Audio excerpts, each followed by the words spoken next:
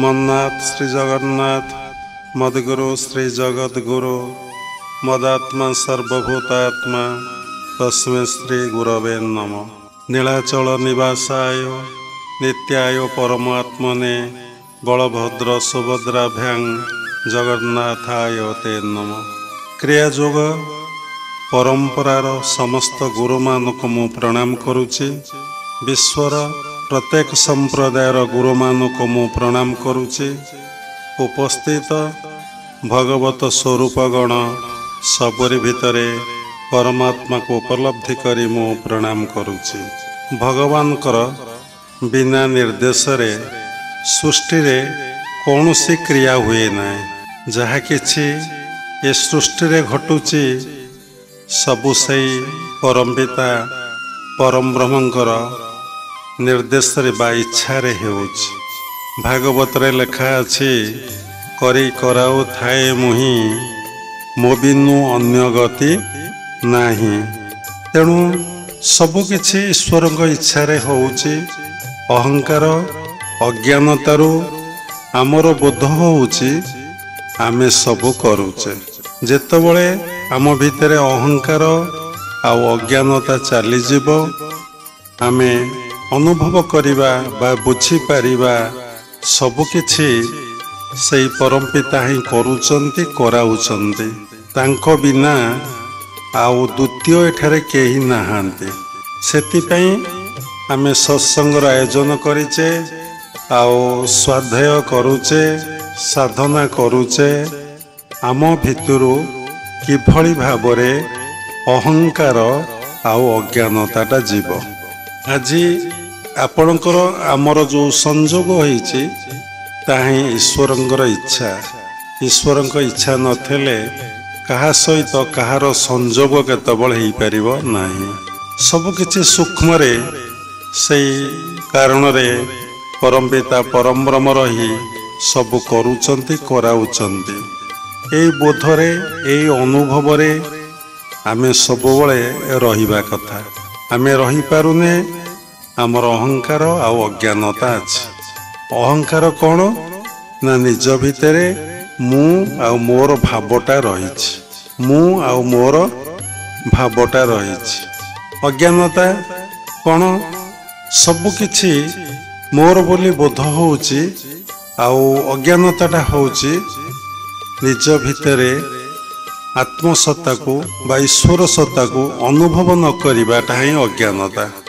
जेतबळे निज भितरे से आत्मसत्ता को बा ईश्वर सत्ता को उपलब्धि करिवे तापरे आपणक भितरु समस्त अहंकार आउ अज्ञानता ही चली जीव।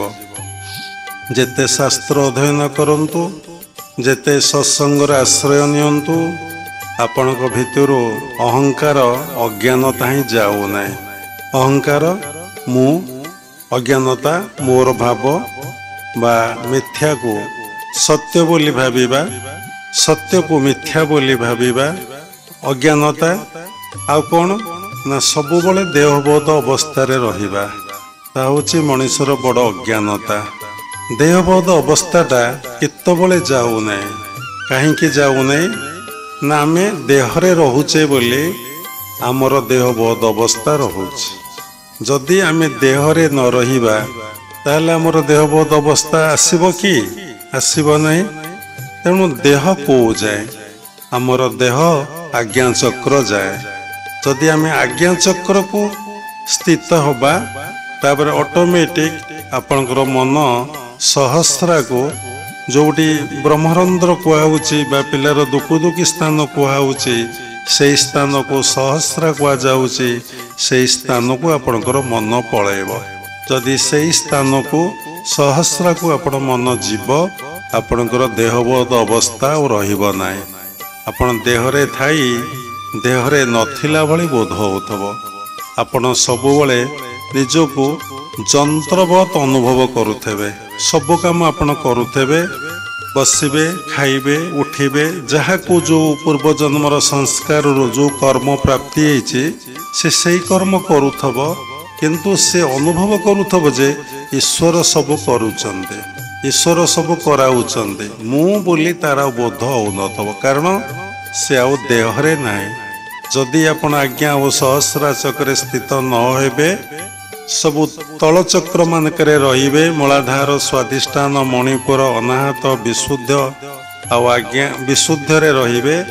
ଆପଣ ଯେତେ ଭଜନ କରନ୍ତୁ, କୀର୍ତ୍ତନ କରନ୍ତୁ, ପୂଜା ପାଠ କରନ୍ତୁ, ମନ୍ଦିର ଯାଆନ୍ତୁ, ସତ୍ସଙ୍ଗର ଆଶ୍ରୟ ନିଅନ୍ତୁ, ଆପଣଙ୍କର ମୁଁ ମୋର ଭାବ କେତେବେଳେ ଯିବ ନାହିଁ।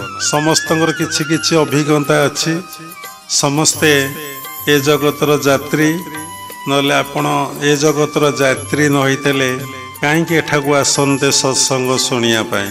ତେଣୁ ପ୍ରକୃତ ସତ୍ସଙ୍ଗର ଅର୍ଥ କ'ଣ ଆମେ ବହୁତ ଥର କହିଛୁ।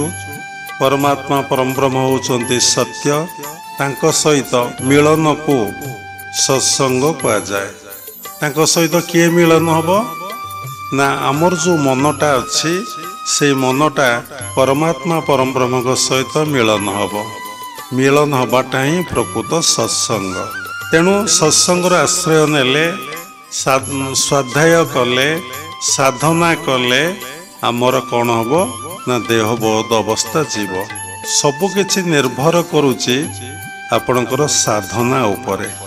ଯଦି ଆପଣ ସାଧନା ନ କରିବେ, ଆପଣଙ୍କର ଯେତେ ପଢ଼ନ୍ତୁ, ଯେତେ ଶୁଣନ୍ତୁ, ଯେତେ ବିଚାର କରନ୍ତୁ, ଆପଣ ସେଇ ମୁଁ ମୋର ଭାବକୁ ପଳେଇ ଆସିବେ। କାହିଁକି ନା ଆମେ ବାପା ମାଙ୍କର ଦୈହିକ ସୁଖରୁ ଜାତ ହେଇଛେ। ଦେଖନ୍ତୁ, ଭଗବାନ ଶ୍ରୀକୃଷ୍ଣ ଆସିଛନ୍ତି, ସେ ପିତାମାତାଙ୍କର ଦେବକୀ ବସୁଦେବଙ୍କ ମିଳନରୁ ଆସିନାହାନ୍ତି। ଦି ଜଣ ତ କାରାଗାରରେ କଂସ ବନ୍ଦୀ କରି ରଖିଥିଲା। ଭଗବାନ ଶ୍ରୀକୃଷ୍ଣ ଜନ୍ମ କେମିତି ହେଲେ? ଦେବକୀ ଗର୍ଭରେ ଗୋଟେ ବିରାଟ ଲାଇଟ୍ ପ୍ରବେଶ କଲା, ତାପରେ ତାଙ୍କର ଗର୍ଭ ରହିଲା, ତାପରେ ଭଗବାନ ଶ୍ରୀକୃଷ୍ଣ ଜନ୍ମଗ୍ରହଣ କଲେ। ଆପଣମାନେ ସମସ୍ତେ ଜାଣିଛନ୍ତି। ତେଣୁ ସେମିତି ପ୍ରଭୁ ରାମଚନ୍ଦ୍ର ଆସିଥିଲେ। ପ୍ରଭୁ ରାମଚନ୍ଦ୍ର କେବେ ମା କୌଶଲ୍ୟା ଆଉ ଦଶରଥଙ୍କ ମିଳନରୁ ଜାତ ହୋଇନଥିଲେ। ସେ ଚରୁଅନ୍ନ ଖାଇକି ତାଙ୍କର କୌଶଲ୍ୟା ମାଙ୍କର ଗର୍ଭ ରହିଥିଲା, ପ୍ରଭୁ ରାମଚନ୍ଦ୍ର ଜନ୍ମଗ୍ରହଣ କରିଥିଲେ। ତେଣୁ ଆମେ ଦୈହିକ ସୁଖରୁ ଜାତ ହୋଇଥିବାରୁ ଆମମାନଙ୍କର ଦେହବୋଧ ଅବସ୍ଥାଟା ସବୁବେଳେ ରହିଛି। କେମିତି ଆମେ ଜାଣୁଛେ ନା କିଏ ଆମକୁ ଭଲ କହିଲେ ଆମେ ଖୁସି ହେଇଯାଉଛେ, ଆମ ମନକୁ ଯେଉଁ କଥାଟା ଭଲ ଲାଗୁଛି ଆମେ ଆନନ୍ଦ ହେଇଯାଉଛେ। ଯେତେବେଳେ ଯେଉଁ କଥାଟା ଆମ ପାଇଁ ପ୍ରତିକୂଳ ହେଉଛି, ଆମେ ଚାହୁଁନେ ଯେଉଁ କଥାଟା, ଯଦି ସେଇ କଥା ଆମେ ଶ୍ରବଣ କରୁଛେ ଆମକୁ କଷ୍ଟ ଲାଗୁଛି, ଆମର ସମ୍ପର୍କ କଟି ଯାଉଛି। ତେଣୁ ପ୍ରତ୍ୟେକ କଥାରେ ଆମର କ୍ରିୟା ପ୍ରତିକ୍ରିୟା ହେଉଛି, ରିଆକ୍ସନ୍ ହେଉଛି, ଆକ୍ସନ୍ ହେଉଛି। ଯେତେବେଳେ ଦେହବୋଧ ଅବସ୍ଥା ହେଇଯିବ, ଆପଣ ସମସ୍ତ କାମ କରୁଥିବେ, ଆପଣଙ୍କର କ'ଣ ହେବ ନା କ୍ରିୟା ପ୍ରତିକ୍ରିୟା ରହିବ ନାହିଁ। କାମ କିନ୍ତୁ ଚାଲିବ, କୌଣସି ପ୍ରତିକ୍ରିୟା ଆପଣଙ୍କ ଭିତରେ କିଛି ରହିବ ନାହିଁ। ଆପଣ ଏଇଟା ଶୁଣିଲେ, ବିଚାର କରିବେ, କିନ୍ତୁ ଅବସ୍ଥା ହେବ ନାହିଁ। ଅବସ୍ଥା ପାଇଁ ଆପଣଙ୍କୁ କର୍ମ କରିବାକୁ ପଡ଼ିବ। କର୍ମ ଅର୍ଥ ସାଧନା କରିବାକୁ ପଡ଼ିବ। ତେଣୁ ଦେଖନ୍ତୁ, ଏ ଦୁନିଆଟା, ଏ ବିଶ୍ୱଟା, ଏ ଜୀବନଟା କେବଳ ଯୋଗମୟ। ବିନା ଯୋଗରେ ସେ ସ୍ଥିତି, ସେ ଅବସ୍ଥା କାହାର ହୁଏ ନାହିଁ। ଆତ୍ମବୋଧ ଅବସ୍ଥା, ଆତ୍ମ ଉପଲବ୍ଧି ହୁଏ ନାହିଁ। ବିନା ଯୋଗରେ ଏ ଜୀବନଟା ନାହିଁ। ଯୋଗ ଶବ୍ଦର ଅର୍ଥ ଯୁକ୍ତ ହେବା, ମିଳନ ହେବା ବା ଏକତ୍ୱ ଭାବ ଆସିବା। ଯୋଗ ଶବ୍ଦର ଅର୍ଥ ଏକ ସାଙ୍ଗରେ ଏକ ମିଶାଇଲେ ଏଠି ହୁଏ ଏକ, ଏଠି ହୁଏ ନାହିଁ ଦୁଇ। ତେଣୁ ଆମେ ସମସ୍ତେ ଯୋଗ ଦୁଇ ପ୍ରକାର, ଗୋଟେ ନିତ୍ୟ ଯୋଗ, ଗୋଟେ ଅନିତ୍ୟ ଯୋଗ। ଆପଣ ଗୃହସ୍ଥାଶ୍ରମ ଭିତରେ ଅଛନ୍ତି, ପ୍ରତ୍ୟେକଟି ମୁହୂର୍ତ୍ତରେ ଆପଣ ଅନିତ୍ୟ ଯୋଗ ହିଁ କରୁଛନ୍ତି। ଅନିତ୍ୟ ଯୋଗ, ଯୋଗ ଅର୍ଥ ମିଳନ। ଆପଣ ପୁଅକୁ ଦେଖିଲେ ମିଳନ ହେଲା, ସ୍ତ୍ରୀକି ଦେଖିଲେ ମିଳନ ହେଲା, ବନ୍ଧୁକୁ ଦେଖିଲେ ମିଳନ ହେଲା, ଯେକୌଣସି କାମ କଲେ କାମ ସହିତ ଆପଣଙ୍କର ମିଳନ ହେଲା। ସବୁବେଳେ ଅନିତ୍ୟ ଯୋଗ ଚାଲିଛି। ନିତ୍ୟ ଯୋଗ, ଭଗବାନଙ୍କ ସହିତ ମିଳନକୁ ନିତ୍ୟ ଯୋଗ କୁହାଯାଏ, ବା ପରମାତ୍ମା ପରମବ୍ରହ୍ମଙ୍କ ସହିତ ମିଳନକୁ ନିତ୍ୟ ଯୋଗ କୁହାଯାଏ। ତେଣୁ ଆମେ ଯୋଗ କରୁଛେ, ଯୋଗକୁ ଛାଡ଼ିକି ଆମେ କେବେ ରହିପାରିବା ନାହିଁ। କିନ୍ତୁ ଆମେ କ'ଣ କରିବା ନା ଅନିତ୍ୟ ଯୋଗରୁ ନିତ୍ୟ ଯୋଗକୁ କେମିତି ଆସିବା, ଅନିତ୍ୟ ଯୋଗରୁ ନିତ୍ୟ ଯୋଗକୁ ଆମେ କେମିତି ଆସିବା, ସେଥିପାଇଁ ଆମେ ତତ୍ତ୍ୱଗୁରୁ ଗ୍ରହଣ କରିବା, ତାଙ୍କର ସାନ୍ନିଧ୍ୟ ବାରମ୍ବାର ଲାଭ କରିବା, ସତ୍ସଙ୍ଗର ଆଶ୍ରୟ ନେବା, ଗୀତା ଭାଗବତ ଯୋଗସୂତ୍ରକୁ ଭଲ ଭାବରେ ଅଧ୍ୟୟନ କରିବା, ଆଉ ଗୁରୁ ଯେଉଁ ଉପଦେଶ ଆମକୁ ଦେବେ ତାକୁ ବିନା ସଂଶୟରେ ତାକୁ ଅକ୍ଷରେ ଅକ୍ଷରେ ପାଳନ କରିବା।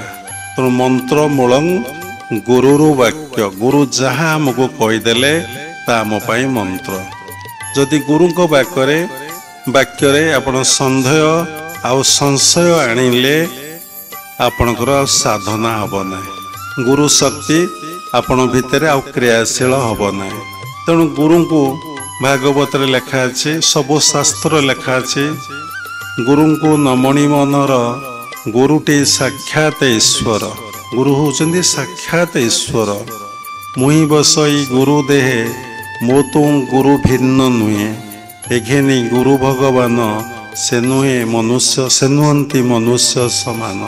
ତେଣୁ ଆପଣ ଗୁରୁ ପାଖରେ ଯଦି ସନ୍ଦେହ ସଂଶୟ ଆସିଲେ, ଗୁରୁ ଆଉ ଭଗବାନ ଅଭିନ୍ନ, ଗଡ୍ ଇଜ୍ ଗୁରୁ, ଗୁରୁ ଇଜ୍ ଗଡ୍। ତେଣୁ ଅଭିନ୍ନ ଭାବ ଆପଣ ଆଣିଲେ, ମୋ ଭିତରେ ଗୁରୁ ଆତ୍ମା ରୂପରେ ବା ପ୍ରାଣ ରୂପରେ ଅଛନ୍ତି, ଏଇ ବୋଧ ଆପଣଙ୍କ ଭିତରେ ଆସିଲେ ଆପଣ ଭିତରେ ଗୁରୁ ଶକ୍ତି କ୍ରିୟାଶୀଳ ହେବ, ଆପଣ ସାଧନାରେ ଆଗେଇ ଯିବେ। ତେଣୁ ଯେଉଁ ଉପଦେଶ ଦେଲେ ସେ ଉପଦେଶକୁ ଆପଣ ପାଳନ କରିବା ପାଇଁ ଚେଷ୍ଟା କରିବେ। ସବୁ କ୍ଷେତ୍ରରେ ନିଷ୍ଠା ଦରକାର, ବିନା ନିଷ୍ଠାରେ ସାଧନାରେ କେହି କେବେ ଉପଲବ୍ଧି କରିବେ ନାହିଁ। ଖାଲି ଯୋଗ ଅଭ୍ୟାସ କରିବାଟା ବଡ଼ କଥା ନୁହେଁ, ଯୋଗ ଅଭ୍ୟାସ ସହିତ ଆପଣଙ୍କର ଭକ୍ତି ଭାବଟା ଥିବା ଦରକାର। ଯଦି ଭକ୍ତି ଭାବ ଆପଣଙ୍କ ଭିତରେ ନାହିଁ, ଖାଲି ଯୋଗ ଅଭ୍ୟାସ କଲେ ଆପଣଙ୍କ ଭିତରେ ସାଧନାରେ ସିଦ୍ଧି ଲାଭ କରିପାରିବେ ନାହିଁ। ସିଦ୍ଧି ଅର୍ଥ ସକ୍ସେସ୍, ସିଦ୍ଧି ଅର୍ଥ କୋମଳତା। ଆପଣ ଦେଖନ୍ତୁ, ଆମେ କହୁଛେ ଏ ପରିବାଟା ସିଝି ଯାଇଛି, ଅର୍ଥାତ୍ କ'ଣ ହେଇଛି, ପୁରା ନରମ ହେଇଯାଇଛି, ପୁରା କୋମଳ ହେଇଯାଇଛି, ସବୁ ପରିବା ସହିତ ମିଶି ଯାଇଛି। ତେଣୁ ସାଧନା କଲେ ଲୋକଙ୍କ ଭିତରେ କୋମଳତା ଆସେ, ନମ୍ରତା ଆସେ, ବିନୟ ଭାବ ଆସେ। ସାଧକ ସବୁରି ଭିତରେ ମିଶିଯାଏ, ଆଉ ସବୁରି ଭିତରେ ସେ ଆତ୍ମସତ୍ତାକୁ ଉପଲବ୍ଧି କରେ। ସେ ଦେଖେ ମୁଁ ସବୁରି ଭିତରେ, ମୋ ପ୍ରଭୁ ସବୁରି ଭିତରେ ବିଦ୍ୟମାନ। ତେଣୁ ଗୀତାର 8ମ ଅଧ୍ୟାୟରେ ଲେଖା ଅଛି, ପ୍ରୟାଣ କାଳେ ମନସା ଚଳନା ଭକ୍ତା ଯୁକ୍ତ ଯୋଗ ବଳନଶ୍ଚୈବ। ଭକ୍ତି ମାର୍ଗ ଦ୍ୱାରା, ଯୋଗ ମାର୍ଗ ଦ୍ୱାରା ତୁମ ଗର୍ଭରେ ବା ମୋ ସହିତ ଲୀନ ହୋଇପାରିବ। ବହୁ ସାଧକ ଅଛନ୍ତି ଯୋଗ ମାର୍ଗ ଅଭ୍ୟାସ କରନ୍ତି, ଭକ୍ତି ମାର୍ଗକୁ ଛାଡ଼ି ଦିଅନ୍ତି। ସେମାନେ କିଛିଟା ସିଦ୍ଧି ଲାଭ କରନ୍ତି, କିନ୍ତୁ ତାଙ୍କ ଭିତରେ ସେଇ କୋମଳତା, ସେଇ ନମ୍ରତା, ସେଇ ବିନୟ ଭାବ ବା ସବୁରି ଭିତରେ ମୋ ଭଗବାନ, ଏ ଅବସ୍ଥା ଆସେ ନାହିଁ। ତେଣୁ ଜ୍ଞାନ ଭକ୍ତିକୁ ନେଇ ଆମକୁ ସାଧନା କରିବାକୁ ପଡ଼ିବ। ଆମେ ଗୁରୁଙ୍କୁ ଭଲ ପାଉଛେ, ଗୁରୁଙ୍କ ଠାରୁ ସାଧନା ଶିଖିଛେ, କିନ୍ତୁ ଗୁରୁଙ୍କ ପ୍ରତି ଆମର ଶ୍ରଦ୍ଧା ନାହିଁ, ବିଶ୍ୱାସ ନାହିଁ, ଭକ୍ତି ନାହିଁ। ତେଣୁ ଆମର କେବେ ସାଧନା ହେବ ନାହିଁ। ତେଣୁ ଗୁରୁଙ୍କ ପ୍ରତି ଶ୍ରଦ୍ଧା କ'ଣ, ବିଶ୍ୱାସ କ'ଣ, ଭକ୍ତି କ'ଣ, ଆପଣ ତାକୁ ଭଲ କି ବୁଝିବାକୁ ପଡ଼ିବ। ତେଣୁ ଶ୍ରଦ୍ଧା ବିଶ୍ୱାସ ଦୁଇଟାକ ଏକା କଥା। ଶ୍ରଦ୍ଧା ଥିଲେ ବିଶ୍ୱାସ ଆସିବ, ବିଶ୍ୱାସ ଆସିଲେ ଶ୍ରଦ୍ଧା ମଧ୍ୟ ଆସିବ। ତେଣୁ ଶ୍ରଦ୍ଧାଟା ହେଉଛି ଫାଷ୍ଟ। ତେଣୁ ଆଦୌ ଶ୍ରଦ୍ଧା, ତତ୍ପର ସାଧୁସଙ୍ଗ, ତତ୍ପର ସାଧନା, ତତ୍ପର ସିଦ୍ଧି। ତେଣୁ ଆଦୌ ଶ୍ରଦ୍ଧା, ଆପଣମାନଙ୍କର ଶ୍ରଦ୍ଧା ଆସିଥିବାରୁ ଆପଣ କ'ଣ କଲେ ନା ସତ୍ସଙ୍ଗର ଆଶ୍ରୟ ନେଲେ, ସାଧୁସଙ୍ଗ କଲେ। ତତ୍ପର ସାଧନା, ଯାହା ଶିଖିବେ ଗୁରୁଙ୍କ ପାଖରୁ ବା ସାଧୁଙ୍କ ପାଖରୁ ତାକୁ ଅଭ୍ୟାସ କରିବାକୁ, ପ୍ରାକ୍ଟିସ୍ କରିବାକୁ ସାଧନା କହନ୍ତି। ତତ୍ପର ସିଦ୍ଧି, ସାଧନା କଲେ आपण जो रिजल्ट पाइबे ताहा ही सिद्धि बा सक्सेस। तेणु आमे सबु बळे केमते साधना रे रही परिबा। तो मन रे प्रश्न उठे आमे तो गृहस्थ आश्रम रे अच्छे समस्तंक भितरे कर्म जंजाल बढ़ी चली जेते बयस बढ़ुची आपणकर सेते आसक्ति सेते वासना सेते कामना बढ़ी बढ़ी चली तार उत्तर आपण पाखे अच्छे। पाठ पढ़ला बेले आपण जेतिकी फ्री थे सर्विस पर आतेकी फ्री हो पारे ना सर्विस पर बे तापर आतेकी फ्री हो पारे ना तापर आपणकर पुओटे कि झीटे संतान लाभ है तापर आपण आतेकी फ्री हो पारे ना तापर आपणकर पिलापिली विवाह है नाती बा नातुणी हेले आपण आउरी कर्म बंधन रे बांधी हो पारे। तेणु दिनकू दिन आमे जो कि जन्म ग्रहण करथिले आमर बार्थ राइट कौन ना to achieve God to realize God. मनुष्य जन्मर लाभ जेबे गोविंदे करे भाव नरतनु नुहे विलास भुई नरतनु हरि भजन पाई। आमे जन्म ग्रहण करथिले माँ गर्भरे थिला बेले आमे प्रेयर करथिले प्रभु जदि मु मत्यमंडले जन्म ग्रहण करी केवल तुमको ही भजन करी तुमको ही ध्यान करी तुमको ही जप करी तुमरी कथा ही मु कहिबी आ तुमको ही मु स्मरण करी तमरी पित्यार्थे मु जीवनटा को अतिबाहित करी। किंतु एबे आमे कौन करुचे ना से समस्त कथा को भूली जाइचे। संसार लोभ संसार मोह संसार आकर्षण आमको एते दूर बांधी देइछि जे आमे किए ईश्वर किए ए कथा आमे भूली जाइछे। तेणु आमे सब बेले अनित्य जोगरे ही रहीचे। तेणु ए गृहस्थ आश्रम रे रही ए संसार भितरे रही आमे किभଳି भाबरे माइंड को कन्वर्ट करबा परिवर्तन करबा अनित्य रु नित्य को आमे आसीबा।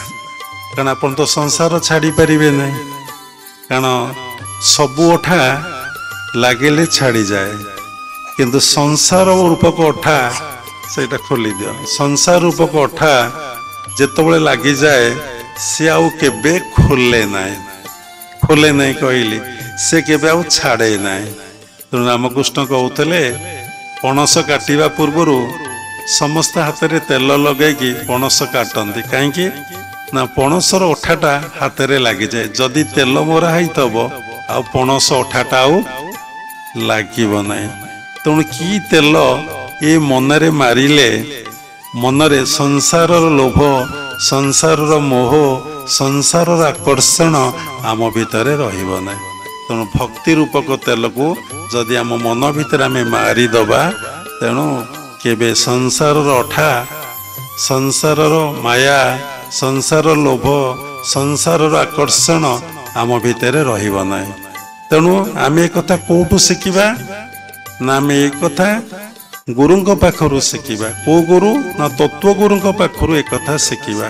तेणु सब कथा आपण जीवन रे काठारु शिखिचंती। समस्तଙ୍କର चारि गुरु अछंती माता गुरु पिता गुरु कर्दम गुरु और शिक्षा गुरु।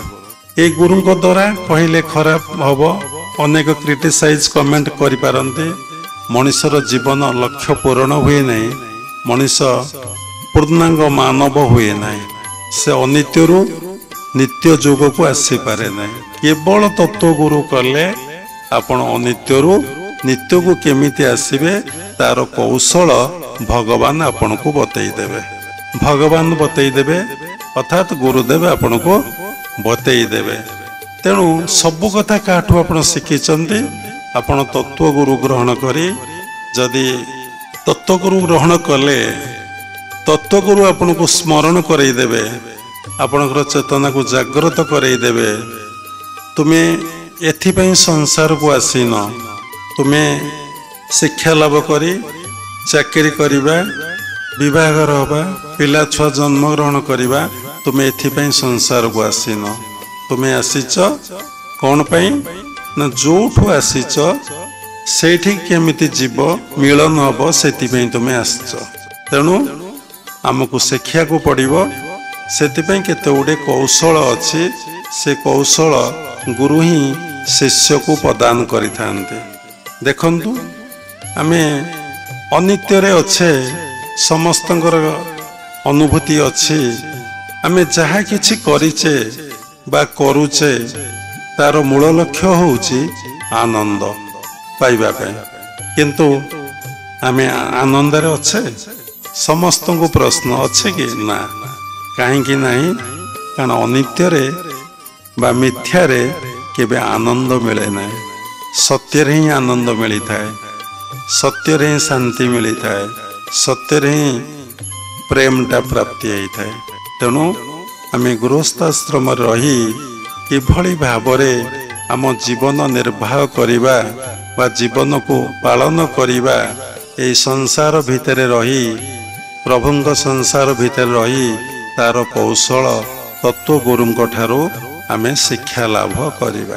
तेणु सेतिपई आमको दीक्षा ग्रहण करिया को पड़िबो गुरुंकर सानिध्य लाभ करिया पड़िबो गुरुंक उपदेश को अक्षर अक्षरे पालन करने को पड़िबो।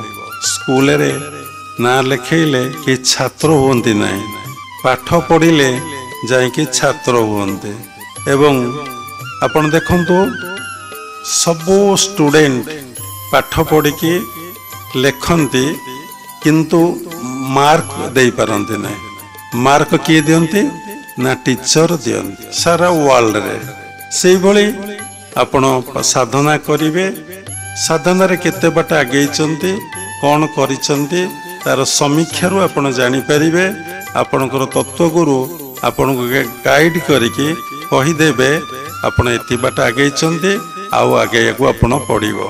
तेणु सबले बड़ कथा होउची गुरुंको उपदेश को अक्षर अक्षरे आमे पालन करिबा। तेणु हमर मूल टॉपिक आमे अनित्यरु नित्य को केमिति आसीबा असतरु केमिति सत को आसीबा।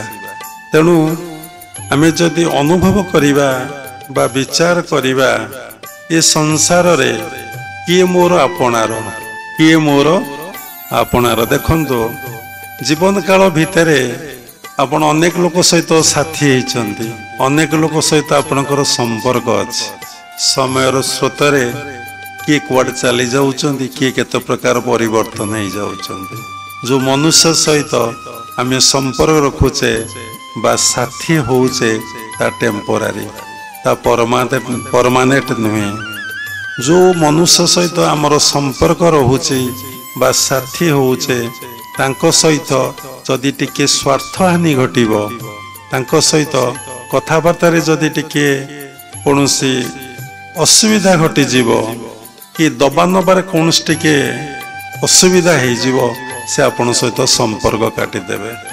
आपण ए पृथ्वी पृष्ठरे कहा सहित संपर्क रखिबे गोटे फूल सहित कौन संपर्क रखिबे फूलटा दिने मौली पड़ो झड़ी पड़ो आपण गोटे पशु सहित कौन संपर्क रखिबे पशु कौन आपणकर भाव बुझी पार ता चेतना सहित आपणकर चेतना कौन एक हम गोटे पक्षी सहित कौन भाव रखिबे पक्षी कौन आपणकर भाषा बुझी पार आपण सहित आओ तार चेतना केबे मिसिब। तेणु मनीष मनीष सहित मिसे। तेणु मनीष किए जहाँ भितरे मानविकता अच्छी जहाँ भितरे विवेक अच्छी तेणु केते बळे लोकंक भितरे विवेक आ मानविकता आसीबो। समस्ते देखंतु राति पाइले समस्ते अर्थ चिंतार दौड़ी कामिनी चिंता अर्थ चिंता खाद्य चिंता अहंकार अज्ञानता भितरे मु मोर भावरे समस्त विश्व बंची कामिनी कांचन मायारे आच्छन्न होइछि सकल चित्त अनित्य को नित्यमणि विश्व जने साधंती निज हित। समस्तंकर मन अर्थ चिंता समस्तंकर मन यौन चिंता समस्तंकर मन खाद्य चिंता समस्तंकर मन मु मोर भाव आई एतिकी कॉन्शियसनेस भितरे आम जीवनटा पुणी आम जीवनटा एते बड़ दुर्लभ जन्म ए पृथ्वी पृष्ठरे जेते प्राणी जन्म ग्रहण करिसंदी सर्वश्रेष्ठ होउछि मनुष्य। भगवानकर भगवान समस्त भितर अछंती। गीता भागवत उपनिषद सबुथिरे प्रमाण अछि। भागवत रे प्रमाण अछि सकल देहे नारायण बसंती अनादि कारण। सकल जीवे नर हरि बसई आत्मा रूप धरी। सकल भूते बास मोर मो आत्मा जगत ईश्वर। उपनिषद रे एक देव सर्वभूतेषु गूढ़। भगवत गीता रे ईश्वर सर्वभूतानां हृदयेषु अर्जुन तिष्ठन्ति। सबुरी भितर भगवान अछंती। जथा नाम तथा विष्णु। गोटे जड़ भितर भगवान अछंती, गोटे चेतन भितर भी भगवान अछंती। काई केमिति साइंटिफिक कारण सबु सृष्टि ईश्वर ठारू। सबुदिन प्रलय होइजिव ईश्वर सहित लीन होइजो। विज्ञान कहूँ काठारू सृष्टिटा होइछि ना। तार स्रष्टा होउछन्ति परमात्मा परम ब्रह्म। जेतेबेले सृष्टि प्रलय होइजिव सेतेबेले समस्ते से परमात्मा परम ब्रह्म सहित लीन होइछि। तेणु सेति लगी परमात्मा परम ब्रह्म सबुठारे सबु स्थान रे सबुठी परिपूर्ण होइकि अछंती। से केबे आसंती नहीं, से केबे जानती नहीं। अवतारी केबे आसंती नहीं, अवतारी केबे जानती नहीं। अवतार आसंती, अवतार जानती। अवतार होउचंदी परमात्मा परम ब्रह्मकर अंश विशेष। ताको जेतबेले सृष्टि रे धर्म रे ग्लानि घटे भगवत गीता रे लिखा अछि परित्राणाय साधूनां। जेतबेले धर्म र ग्लानि घटे भगवान सेतबेले अवतार है कि परमात्मा परम ब्रह्म अवतार को पठांती। से पुणी धर्म स्थापना करी साधु संत मान को उद्धार करी पुणी से परमात्मा परम ब्रह्म पाखक चली जाते। तेणु आमे केमिति नित्य जोगरे रहिबा। तेणु आमर फास्ट किछि ज्ञान दरकार। ज्ञान नहले साधना हब नहीं। आपण मन तो भ्रांति जाई नहीं, संदेह जाई नहीं, संशय जाई नहीं। आपण कौन साधना करिवे? विभिन्न प्रश्न आपण भीतर उंकी मारिबो। जेतेबेले आपण ज्ञानर अधिकारी होइजिवे तापरे आपण साधना करिवे, तापरे आपण दिव्य ज्ञानर अधिकारी हेबे। दिव्य ज्ञान अधिकारी हेले आपण परिपूर्ण मानव हेबे, अपरिपूर्ण मानव हेबे नहीं। देखंतु ए धरा पृष्ठरे जेते मानव अछंती समस्ते अपूर्ण अपरिपूर्ण। अपूर्ण अशांत केई परिपूर्ण नुहंती। गोटे प्रेसिडेंट को पचारंतु, गोटे प्राइम मिनिस्टर पचारंतु, जहा को पचारंतु केई परिपूर्ण न। परिपूर्ण अर्थ तांकर आउ कौनसी वासना आउ कामना नाही। से आउ किछि चिंता करंती नहीं, किछि भाबंती नहीं। जंत्रवत काम करंती, केवल परमात्मा परम ब्रह्म को उपलब्धि करंती आउ अनुभव करंती। षष्ठ अध्याय 22-16 रे भगवान एक कथा कहिसंती। मैं अनेक थर सत्संग आपण मानु कहिछि। तेणु आमे अनित्य जोगरु नित्य जोग को आसीबा। कोन ना संसारटा सब ईश्वरंकर सृष्टि। सबुर भितर ईश्वर अछंती। तेणु आमे भगवानकर बेसी प्रकाश्य का भितर जिते प्राणी अछंती का भितर बेसी प्रकाश्य ना बेसी प्रकाश होउछि मनुष्य भितर। तेणु ये गोटे पद कहते मनुष्य देह दिव्य ज्ञान देखी संतोष भगवान। केवल मनुष्य भितर भगवान गोटे कथा देखिले संतुष्ट हुंती, ता होछि दिव्य ज्ञान बा डिवाइन नॉलेज। कौन से दिव्य ज्ञान? मनरे प्रश्न उठिबो। खाली शुणीदेले जदि ज्ञान न होइतबो आपण भल लागिबो नहीं। तेणु मो भितर आत्मा, सबुरी भितर आत्मा, मो भितर भगवान, सबुरी भितर भगवान, मो भितर से परमात्मा परम ब्रह्म, सबुरी भितर परमात्मा परम ब्रह्म, ता होछि दिव्य ज्ञान। जहाँ भितर ये ज्ञान आसे भगवान ताको देखिले कौन हुंती ना संतुष्ट हुंती। भगवान जाको देखिले संतुष्ट हुंती। केते बड़ कथा कहले जने साधु, आमे तो सत्संग रे गप कहू नहीं, से वृंदावन जने साधु थिले। से होचंदी अंध। से डेली देखंतु भाव जगतर भक्ति जगतर कथा। से डेली बांको बिहारी को दर्शन करने जाऊले। बहुत समय बांक बिहारी सम्मुखें हाथ जोड़ी स्तुति करती बांक बिहारी की दर्शन करती। आपण मन रे प्रश्न उठुथब से कौन बांक बिहारी की दर्शन करते आखि ना तेणु तांको थरे जन लोक प्रश्न कले आपण बांक बिहारी की आसी कौन दर्शन करुचंती आपण तो आखि ना आपण तांको कौन देखुचंती से कहले मु बांक बिहारी तो देखि पारुने किंतु बांक बिहारी तो आखि अच्छी भगवान से तो मते देखुचंती आउ कौन होता मुझे लगी पलि आसे तांको कौन करने ना दर्शन करने से मते देखिले आउ कौन दरकार भगवान तो मते देखिले ना। आउ जने सन्थ से वृंदावन रे थिले से प्रत्येक दिन बांक बिहारी की दर्शन करने को जाते दर्शन करती एक नयन रे सेमती छिड़ाई घंटा घंटा दर्शन करती जीवन रे से भगवान को किछि मागी ना किछि प्रेयर करना सब भजन रे साधन रे सब निमग्न था 24 घंटा से जप ध्यान पूजा पाठ भितर था किछि मागंती ना खाली भगवान को भजन करते ध्यान करते जप करते किछि प्रेयर करते।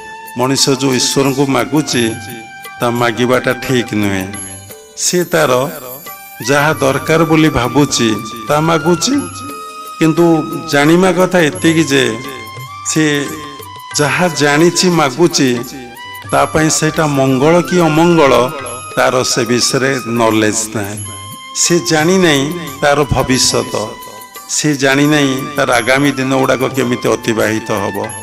तो भगवान को किछि प्रेयर करिया कथा नुहे हे भगवान मु केते दिन रहिबी ए धरा पृष्ठरे मु जानी नहीं तुमी ही जानिच आ जेतिक दिन मु एठारे रहिबी केवल तुम चरणार बिंदरे मोर अचला भक्ति भावटी जागृत हो प्रभु मोर किछि दरकार ना कारण सबु तो अनित्य सबु तो असत्य सबु तो मिथ्या मु तुम कौन मागिबी आज मागिबी आपण बांछा कल्पतरु आपण भक्ताधीन आपण भक्तर अधीन आपण देदेवे किंतु मु तो ठीक भाव में भोग करी ता पछपटे विराट रहस्य थब तेणु प्रभु मोर किछि दरकार ना कारण तुम्हें ही मोर दरकार मोर आउ किछि दरकार ना।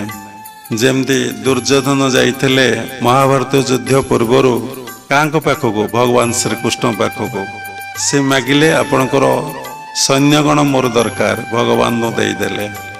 अर्जुन मागिले कौन ना प्रभु तुम्हें दरकार। देखो महाभारत युद्ध रे जो पाखरे भगवान श्रीकृष्ण से पाखरे विजय जो पारे तांकर सैन्यगण से पाखरे तांकर परास्त। तेणु आमर भगवान दरकार भगवान ऐश्वर्य दरकार ना भगवान विभूति आमर दरकार ना आमर ईश्वर दरकार।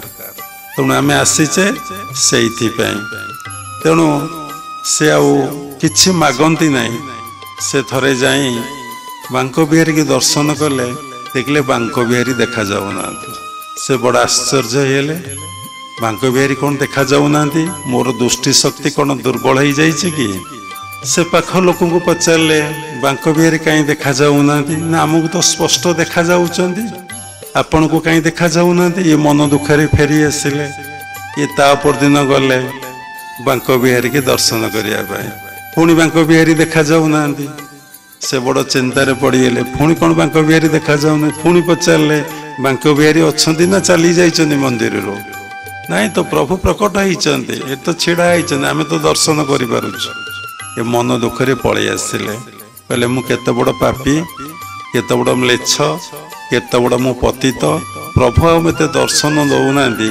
मु आ जीवनटा धारण करिक लाभ कौन अच्छे सौटू कहले आज राति मु जमुना रे प्राण विसर्जन करी चिंता करी राति बाहर से बाटर गोटे कुष्ठरोगी शोची ताकू स्वप्नादेश हेले यही बाटर जड़े साधु एवं जीवे तुम्हें पाद धरी पड़ीज प्रेयर कर मत रोगरू मुक्ति कर दियो तुम्हें मुक्त हो एति साधना अच्छी एते पवित्रता अच्छी एवं अनेक शक्ति सामर्थ्य भितर अच्छी साधनार शक्ति।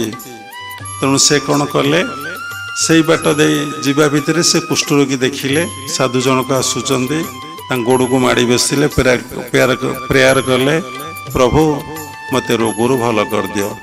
से कहले देख मु पापी लोक मोती खराब लोक प्रभु मते दर्शन देले नहीं 2 दिन काल गली मु जाऊँगी विसर्जन करने आ मु तुमको कौन रोगरू भल करदेवी ना नहीं तुम्हें भल करदेव 2 घंटा काल एमती आलाप पर से बाध्य कहले तू जा कुष्ठ रोगरू भल हो जा से तो एति कथा कहीदेले बाध्य होगी से तो क्या किसी कहते नहीं कि प्रकृत साधु क्या अभिशाप दियंती नहीं क्या आशीर्वाद करती नहीं कहीं ना जहाँ प्रभु इच्छा ता ही घटब आमे किए अभिशाप दबा आमे किए आशीर्वाद करवा जदि आमे अभिशाप दबा आमे आशीर्वाद करवा ताले आमे कर्ता ही गले तेणु से कथा प्रभु दायित्व तापर जी जेमिति कर्म करिचे ताकू से अनुसार फल प्राप्ति हब भागवतर उल्लेख अच्छे पूर्व संचित कर्म फले जाची मु देउ थाए बळे पूर्व अर्जिला कर्म नहीं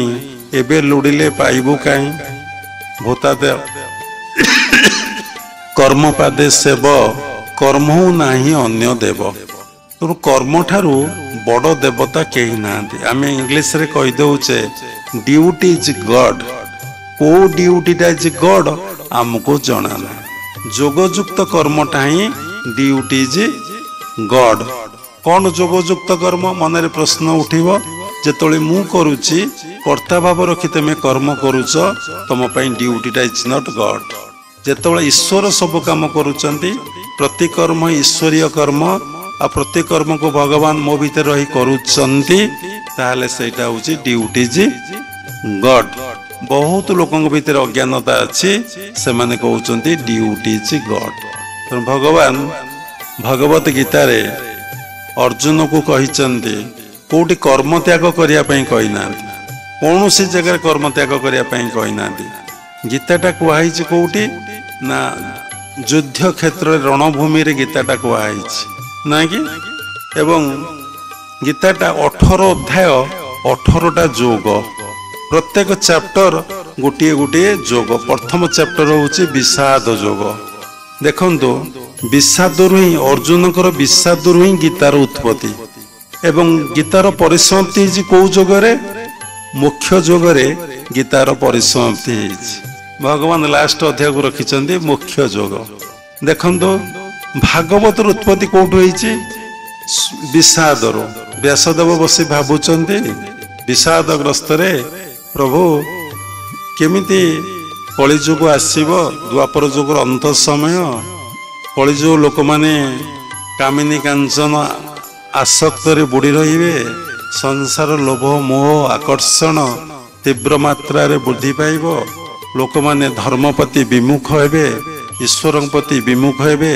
संसार आसक्त संसार चिंतार बुड़ी रे तेणु ये वेद वेदांत उपनिषद ब्रह्मसूत्र अष्टादश पुराण आ किए पढ़िब ये विषाद ये चिंतार बसीचंती नारदा सीता कहले से भागवत रचना कले देखो भागवत उत्पत्ति व्यासंक विषाद देखु पुणी सुखदेव ताको प्रचार कले परीक्षित को कहले परीक्षित मनरे सर्प दंशन करिब भय आसीची ए पापरु ए सापरु किभଳି भाବରେ मुक्ति बा मुख्य हेबे सेते लगी से समस्त द्वारस्थ होइचंती केही तांको कहि पारि नांती कोन कले ए 7 दिन भितरे तुमे ब्रह्म सापरु मुक्ति लाभ करिव समस्त मुनि ऋषि साधु संत माने चिंतार पड़िचंती कौन प्रतिकार अच्छी 7 दिन भितर तो समस्त मृत्यु 7 दिन भितर हुए समस्ते मरिबे 7 दिन भितर सुनले आपन आश्चर्य लगिव रवि सोम मंगल बुध गुरु शुक्र शनि पुणी रविवार आरंभ हम 7 दिन भितर समस्त मृत्यु हम ना तेणु 7 दिन भितर परीक्षित जीवे केते बड़ चिंता विषाद केमिति पुणी मरिबे तेणु सुखदेव को पचारि सुखदेव कही कौन ना भागवत 7 दिन भितर से भागवत को सारी 18,000 श्लोक व्यासदेव कृत्य भागवत होची 18,000 श्लोक तेणु ताको जगन्नाथ दास माँ को माँ संस्कृत बुझी पार नथिले ठीक भाव में दक्षिणा ब्राह्मण मान को दे पार नथिले बोली से कौन कले ना ओडिया रे जगन्नाथ दास भी ब्राह्मण थे ओडिया रे 12टा स्कंद 342 अध्याय ताकू कले देखो तो कोड सृष्टि है ना से विषादरु भागवत सृष्टि चंडीर उत्पत्ति कोटी ना से विषादरु किए किए जंगल को शारदा बाजाई समाधि नाम वैश्य राजा सुरत से जाइए कहले बहुत समय लगे हम तो गप कहवा नहीं सत्संग करवा विषादरु ही तांकू चंडीर उत्पत्ति सेमती मनीष भितर विषाद न आसिले फ्रस्ट्रेशन न आसिले वितृष्णा न आसिले वितृष्णार हायर स्टेजटा कौन हो वैराग्य वितृष्णा आसला मु घर द्वार छाड़ी आश्रम को चली जीवी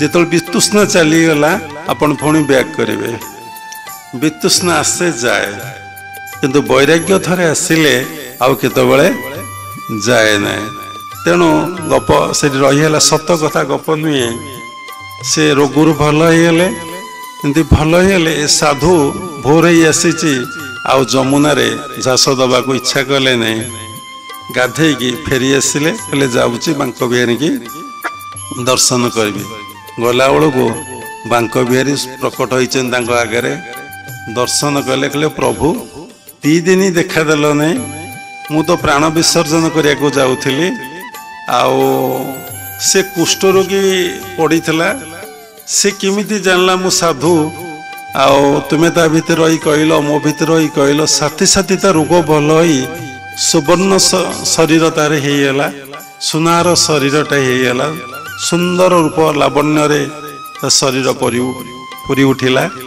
भगवान को स्तुति गले आखिर धार धार लोतक निग्रत होची भगवान को स्तुति गले शून्यवाणी है तू केबे जीवन रे किछि मागी नथलो तू निष्काम भक्ति करुथलो तेणु तोर भक्तिर एते परिपक्वता आसला जे मु तो पाखरे ऋणी हो जाइथिली कारण भक्त भगवान भक्तर अधीन तेणु मु चाहूली तो द्वारा किसी काम हवा पाई तेणु तेते देखिले मते लाज लगुला केमती केमती लगुला मु तो तो पाखरे ऋणी तू तो किसी मागिनु मते खाली भक्ति करी भजन करी करी चलीचु तेते मु आ मुह देखई पारु नथिले मु सेति लगी लुचि जाउथिल तो पाई तो माध्यम रे मु गोटे काम कली जा हो किछिटा ऋण परिशोध हैला से रोगी आज भल होगा किछिटा ऋण परिशोध हैला मु तेते दर्शन देली आम ए वर्ष वृंदावन जाइथिलु कहया कथा ने अहंकार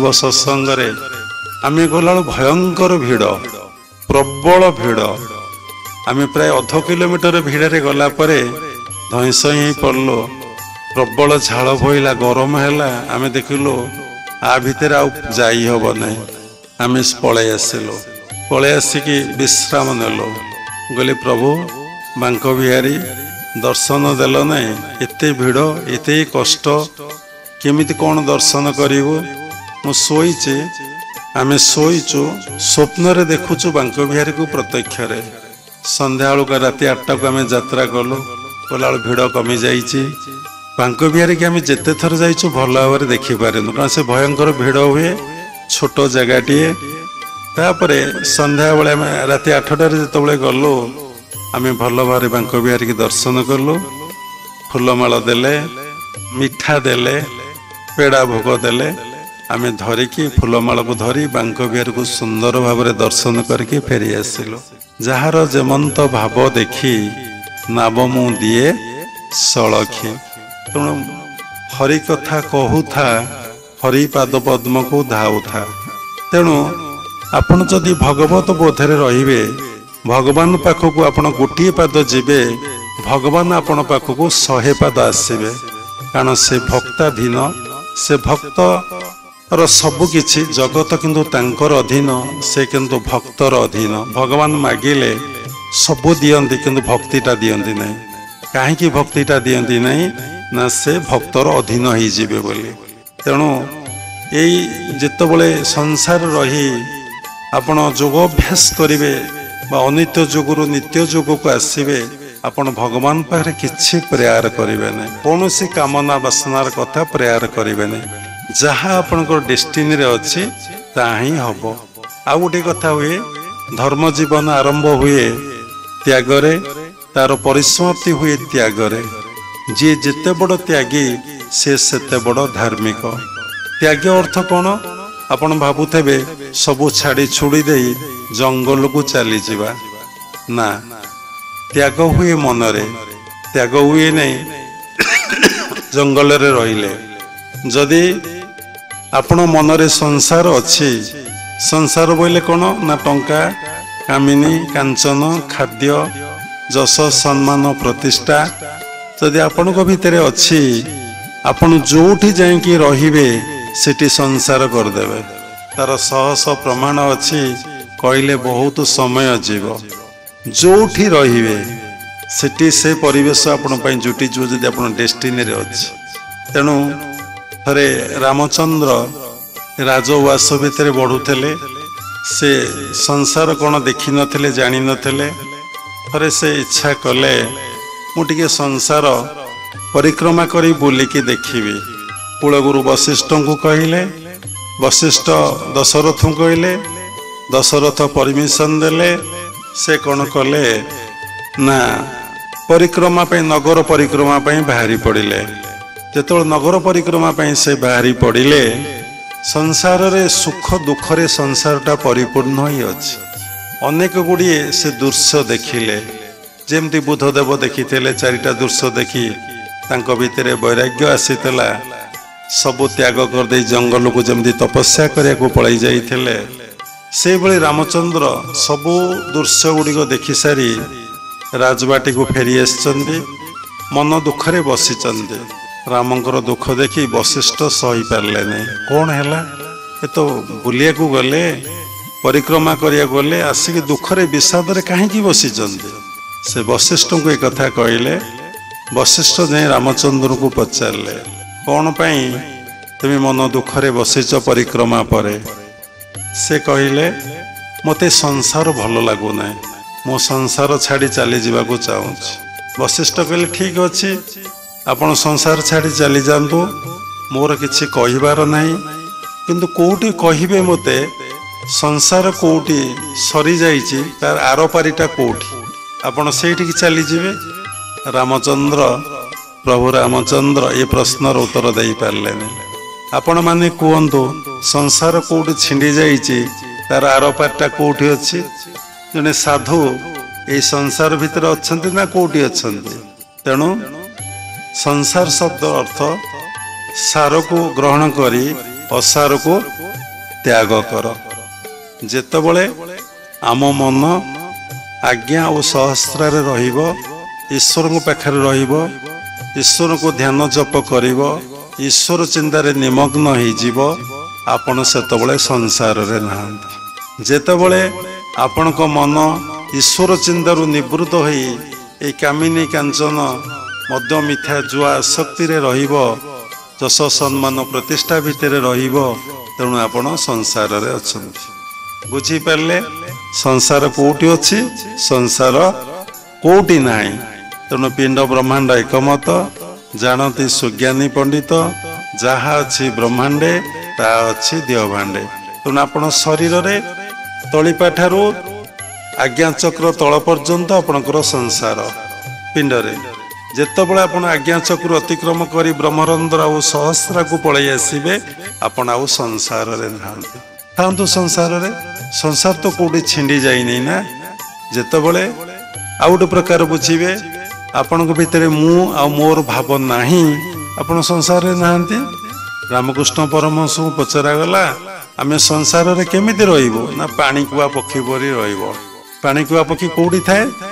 ନା ପାଣିରେ ଥାଏ, ତାଠି ପାଣି ଲାଗେ ନାହିଁ। ସେ କିନ୍ତୁ ପାଣିରେ ବିଚରଣ କରୁଥାଏ। ଯେତେବେଳେ ତାଠି ଟିକେ ପାଣି ଲାଗେ, ସେ ଡେଣାକୁ ଛାଡ଼ି ଦିଏ, ପାଣି ଝଡ଼ି ପଡ଼େ। ସେଇଭଳି ଆପଣ ସଂସାର ଭିତରେ ରହିବେ। ଯଦି ସବୁବେଳେ ଆପଣଙ୍କର ମନ ଆଜ୍ଞା ଆଉ ସହସ୍ରାରେ ରଖୁଥିବେ, ଆଉ ସବୁବେଳେ ଭଗବାନଙ୍କ ନାମକୁ ଜପ ଧ୍ୟାନ କରୁଥିବେ, ତାଙ୍କରି ଚିନ୍ତନ ତାଙ୍କରି ସ୍ମରଣରେ ସମୟକୁ ଅତିବାହିତ କରୁଥିବେ, ସଂସାର ଲୋଭ संसारर मोह संसार आकर्षण आपण भितर आउ केबे रहिबो नाही। आपण संसारे थाई नथिला भलिया आपण रही परिबे। तेणु आमे अनित्य जोगुरु नित्य जोगु केमिति आसीबा तार कौशल आमे गुरुଙ୍କ पाखरु शिखिबा। देखंतु प्रत्येक कर्मर रिजल्ट अछि। आपण जहा करिसंती ता फल आपण पाइचंती। सेते लागि भागवत रे जगन्नाथ दास लगिले भूता तो कर्म पादे सेव कर्महु नाही अन्य देव। तेणु कर्मर डेफिनेशन कर्मर संज्ञा काहाकू जना नाही। चतुर्थ अध्याय भगवान गोटे श्लोक कहते कर्मण हपि बोधवं च विकर्मण अकर्मणश्च बोधवं गहना कर्मण गति। कर्म अकर्म विकर्म ये तीनोटी कथा तीनोटी कर्म। कर्म काहाकू कहते अकर्म काहाकू कहते विकर्म काहाकू कहते। पुणी लास्ट कहले गहना कर्मण गति। कर्मर गति अति गहन जहाकू मुनि ऋषि माने धरी पारलेनी। कर्मर फल आपन को इभଳି भाବରେ गोडेकी धरिबो ता केबे खंडन हबनी। पुणी भी खंडन हब। शास्त्र रे भगवान भगवत गीता रे भगवान अनेक जगह उल्लेख करिसंती। 18 अध्याय 66 श्लोक रे कहिसंती आमे अनेक थर सत्संग रे कहिचु सर्वधर्मानं परितेज मामेक शरणं भज अहं त्वं सर्व पापेभ्य मोक्षयामि मां शुच। श्लोकटी आपण सुनिले तार अर्थ अनेक कहले केते घंटा लागिबो तार ठीक आ ठिकाना नाही। सर्वधर्मानं परितेज सबु धर्म को छाड़ी मामेक शरणं भज तू जदि मो पाद पद्म रे शरण नबु अहं त्वं सर्व पापेभ्य मु तेते सब पाप तापरु उद्धार कर देवी मां शुच तू अनुशोचना आ चिंता करना। सर्वधर्मान आपण भाबे धर्म तो गोटिए धर्म तो अनेक नहीं। धर्म धू धातुर निष्पन्न धारयति धर्म। धर्म अर्थ सारा वर्ल्ड को जे धारण करी रखिछि सारा विश्व को जे धारण कर रखिछि ताकू उपलब्धि करिबा अनुभव करिबाटा होछि धर्म। आपण माने ये विश्व को जे सृष्टि करिछि से ही धारण करी रखिछि। केबे अनुभव उपलब्धि कलेनी से स्रष्टा कोठी से भगवान कोठी। आमे समस्ते कहूचे जे जाकु नुआ देखिला आपन ना कौन आपनकर परिचय कौन आपनकर एजुकेशनल क्वालिफिकेशन कौन आपनकर प्रोफेशन कौन। एबे दीटा कथा पचार अपन ना कौन आ कौन करूचंदी। आ थर्ड कथा होची टिके मोबाइल नंबर कहिबे कि समस्ते समस्तंकर मोबाइल नंबर नहीं जाए प्रस्तुत कहीं ना जोगाजोग हम मिलन हम अनित्य जोग हम ठीक अच्छे।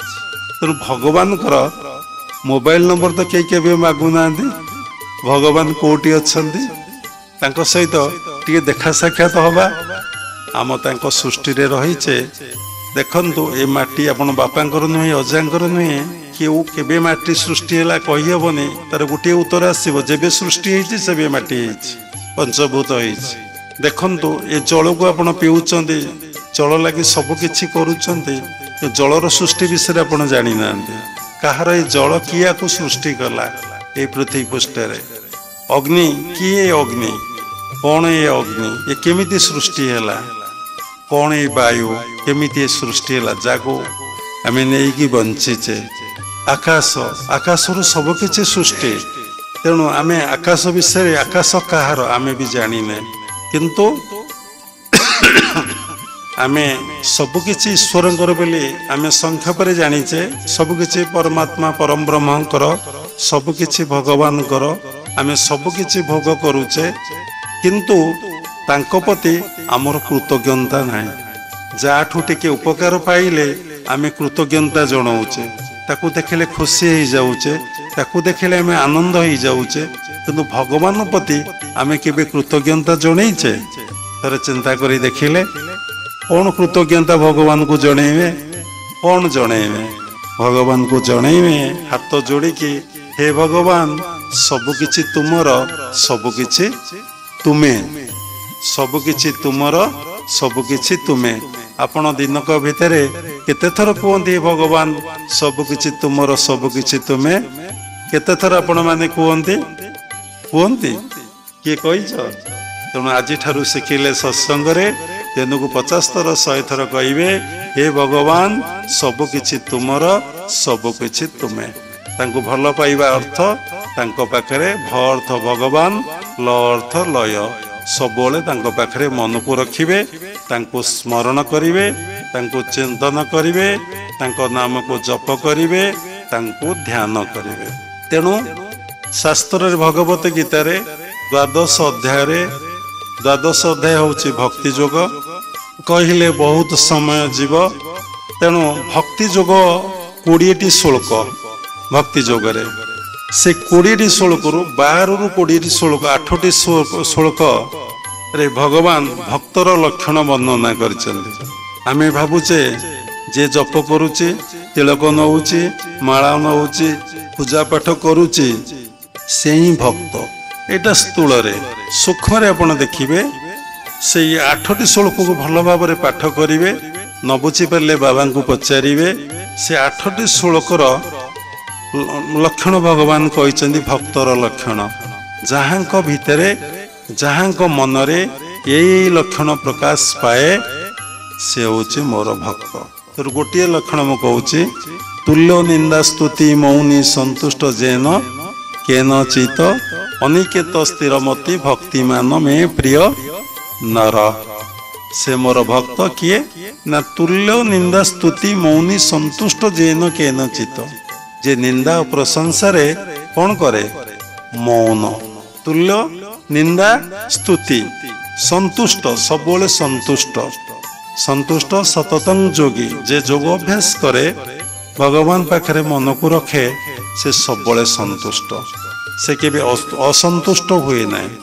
अनिकेत स्थिरमति जे सबु जगह मोर उपस्थिति को अनुभव करे, सबु जगह जे मते देखे। अनिकेत स्थिरमति जार मति स्थिर हो जाइए। देखु आपण मैंने ये बसी अरे बाबा घंटाटे पखापाखि कहले केते समय है क्या बसिया कष्ट लगुव, क्या मन घर को जाऊव, किए पिला छुआ कथा भावुव, किए भोक है खाइबा सब कथा को मठ मठ नामाचार्य बाया कहते खाइबा कथा को झट केमी आम खाइबा एते खाऊचे ट्रक ट्रक खाद्य आम मैंने खाई सारे दिन को 3 थर 4 थर भी खाऊचे तथापि मन संतुष्ट नुहति संतुष्ट नुहे। तेणु जे मोर भक्त से सबल स्थिर सबल शांत निर्विकार एवं सब जगह मोर उपस्थिति को अनुभव करे आ सबुठी से ध्यान आ जपरे ही बसी जाए। तेणु भगवत गीता 12 अध्याय भक्ति जगह भगवान कहते कौन कहते ना पूजा पाठ ठारू जप श्रेष्ठ। जेते पूजा पाठ अच्छी सबुटा भगवान को सृष्टि। ये भगवान को सृष्टि रे जे विरोध करिवो कौनसी कथा को तार्थ इनडायरेक्ट से भगवान को विरोध करुछि। काहेकि ना सबु तो ईश्वर को सृष्टि। तुम्हें किए तुम्हें या विरोध कल? तुम्हें तो 2.5 दिनिया मानव। एत बड़ विश्व ब्रह्मांड रे पृथ्वी स्थिति किछि नहीं। कोटि कोटि ग्रह नक्षत्र तारागण शून्य रे भासुचंती। तुम्हें किए कहिया पे? तेणु जे प्रकृत भक्त जे प्रकृत साधक जे प्रकृत जोगी से कहा को किछि कुए नहीं। सबू कहीं कुए नहीं ना सबू ईश्वर को सृष्टि। सबू ईश्वर करुचंती सबू ईश्वर कराउचंती। जहा किछि करुचंती ए जगतर मंगल पाई जगतर कल्याण पाई। निज घरटा को किए केबे भांगी दिए? आपण माने घर करिचंती आपण घरटा आपण भांगी देबे? आपण पिला छुआ को आपण मारी देबे? आपण धन को नहीं बाहर फोपाड़ी देबे? तेणु भगवान को यहाँ गोटे घर से घरटा को से सृष्टि करिचंती। से सूक्ष्म रही लीला खेला करुचंती। से केमती भांगी देबे? से केमती नष्ट करदेबे? तांको पृथ्वी को से केमती ध्वंस करदेबे? कोटी भूमिकंप है कोटी बन्या है कोटी बात्या है आमर बोध हुए ता ठीक हो पारे भूल हो पारे सबकिछि तांकर मंगल पाई सृष्टिर मंगल पाई से करुचंती। तेणु आमर ए विषय किसी भाविबार नहीं आमको थरे निर्देश होता मु अनंत मो विषय केही केबे किछि जानी नांती मु जहा को जणाए से सेतिकी जाने तेणु तू सब किछि मनरू छाड़ी दे मो विषय चिंता करना तू खाली मते भल पा आ मो पाखरे निजको समर्पण करिदे आओ मोर पित्यार्थे तू कर्म कर तापरठू मु केबे विशेष शास्त्र पढ़े नहीं कि सत्संग कोटे शुणिया को जाई नहीं जहाँ गुरु पाखर शुणी आओ गुरुदेव जो उपदेश देते मुझे ही पालन करे वैराग्यर सहित अभ्यास करे जहाँ फल जी ज्ञान मो भीतर आसी कथा आश्रम को आसुवा लोक मान आगरे श्रद्धालु को आगरे परिप्रकाश करे तेणु आमर एत बड़ सृष्टि ताको समीक्षा करवा आलोचना करवा दरकार नहीं आमे दुई जन लोक गोटे आंब तोटा को गले जन लोक पचारा भाई आंब तोटाटा केते एकर ये केते प्रकार आंब ए तोटारे लगी ये आंब केते केते मासरे फले ये आंब गछरे फलिले ये कौन हुए ये आंब जदि बिक्री हुए पैसा आसिले कौन हुए गोटे कथार अनेक कथा आसो आज्ञा से पैसा पुणी कौन काम लगे आउ जने गला कहला भाई ये आंब बगीचा बहुत सुंदर लगुच गोटे आंबटे दब कि से खाइला शोईगला ये पचारि पचारि समय पलैला ये खाई शोईगला ये कथार आप कौन शिखिले आपण आंब खाइबे ना तोटा मूल्य करिवे आपण आंब खाइबे ना तोटा मूल्य करिवे आमे चकुली पिठा खाइबा ना बिंद गणिबा तेणु गुरुदेव कहते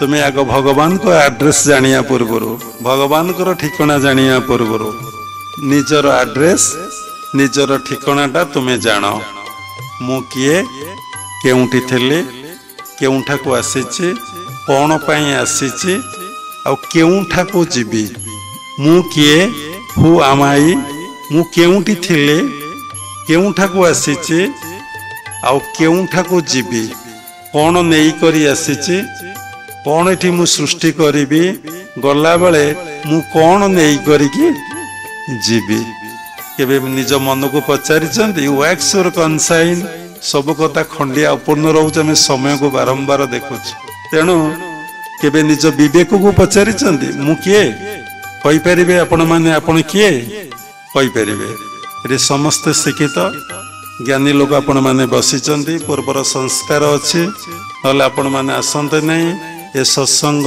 आश्रय नियंते नहीं निश्चिंत सुसंस्कार आपण भीतर अच्छी कारण श्रद्धा आसूची माने बड़ कथा भागवत रे भगवान कहले कौन कहले ना श्रद्धा न थाई अंतर्गते ताहा मु छुईमी केमंते कहले भक्ति न थाई अंतर्गते कहले आग कहले श्रद्धा तो भगवान भगवत गीता रे कहले श्रद्धावान लभेते ज्ञानं तत्पर संग जितेन्द्रिय ज्ञानं लब्धा परां शांति मचिरणे अधिगच्छति तेणु श्रद्धा आसबार आपण मैंने आसी तेणु आपण सत्संग आश्रय नेले मु किए केउठी थिली केउठा को आसीची आठी कौन कर्तव्य कर्म करी एवं कौन मु केबे जीवी कोठी की जीवी आउ गले आसबि ना आसबि ना मु गले आसबि ना आसबि ना जो टंका पैसा घर द्वार जमी बाड़ी रे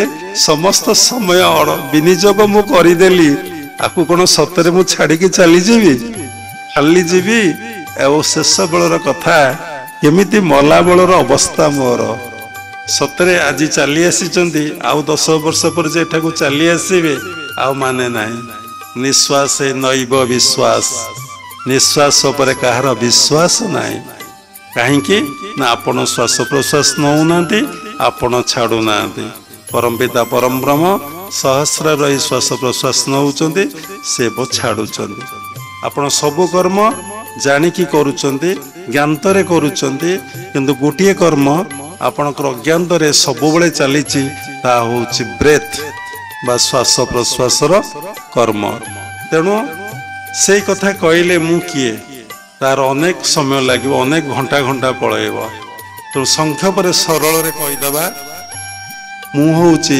ସେଇ ଭଗବାନଙ୍କର ସନ୍ତାନ, ମୁଁ ହେଉଛି ସେଇ ପରମ ପିତାଙ୍କର ଅଂଶ ବିଶେଷ, ମୁଁ ଆଉ କେହି ନୁହେଁ।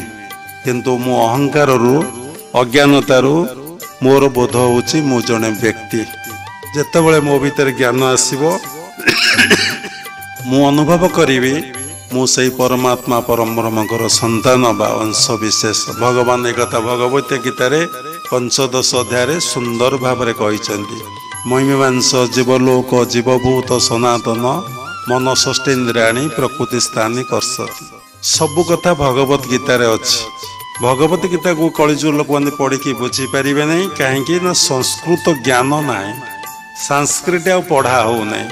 ଯେଉଁ ପଢ଼ା ହେଉଛି 50 ମାର୍କ ଆମ ବେଳେ ଥିଲା, ତାଉ ଅଛି କି ନାହିଁ ମୁଁ ଆଉ ଜାଣିନାହିଁ। ଅଛି, ତେଣୁ ସେ ବିଷୟରେ କାହାର ଏତେ ନଲେଜ ନାହିଁ।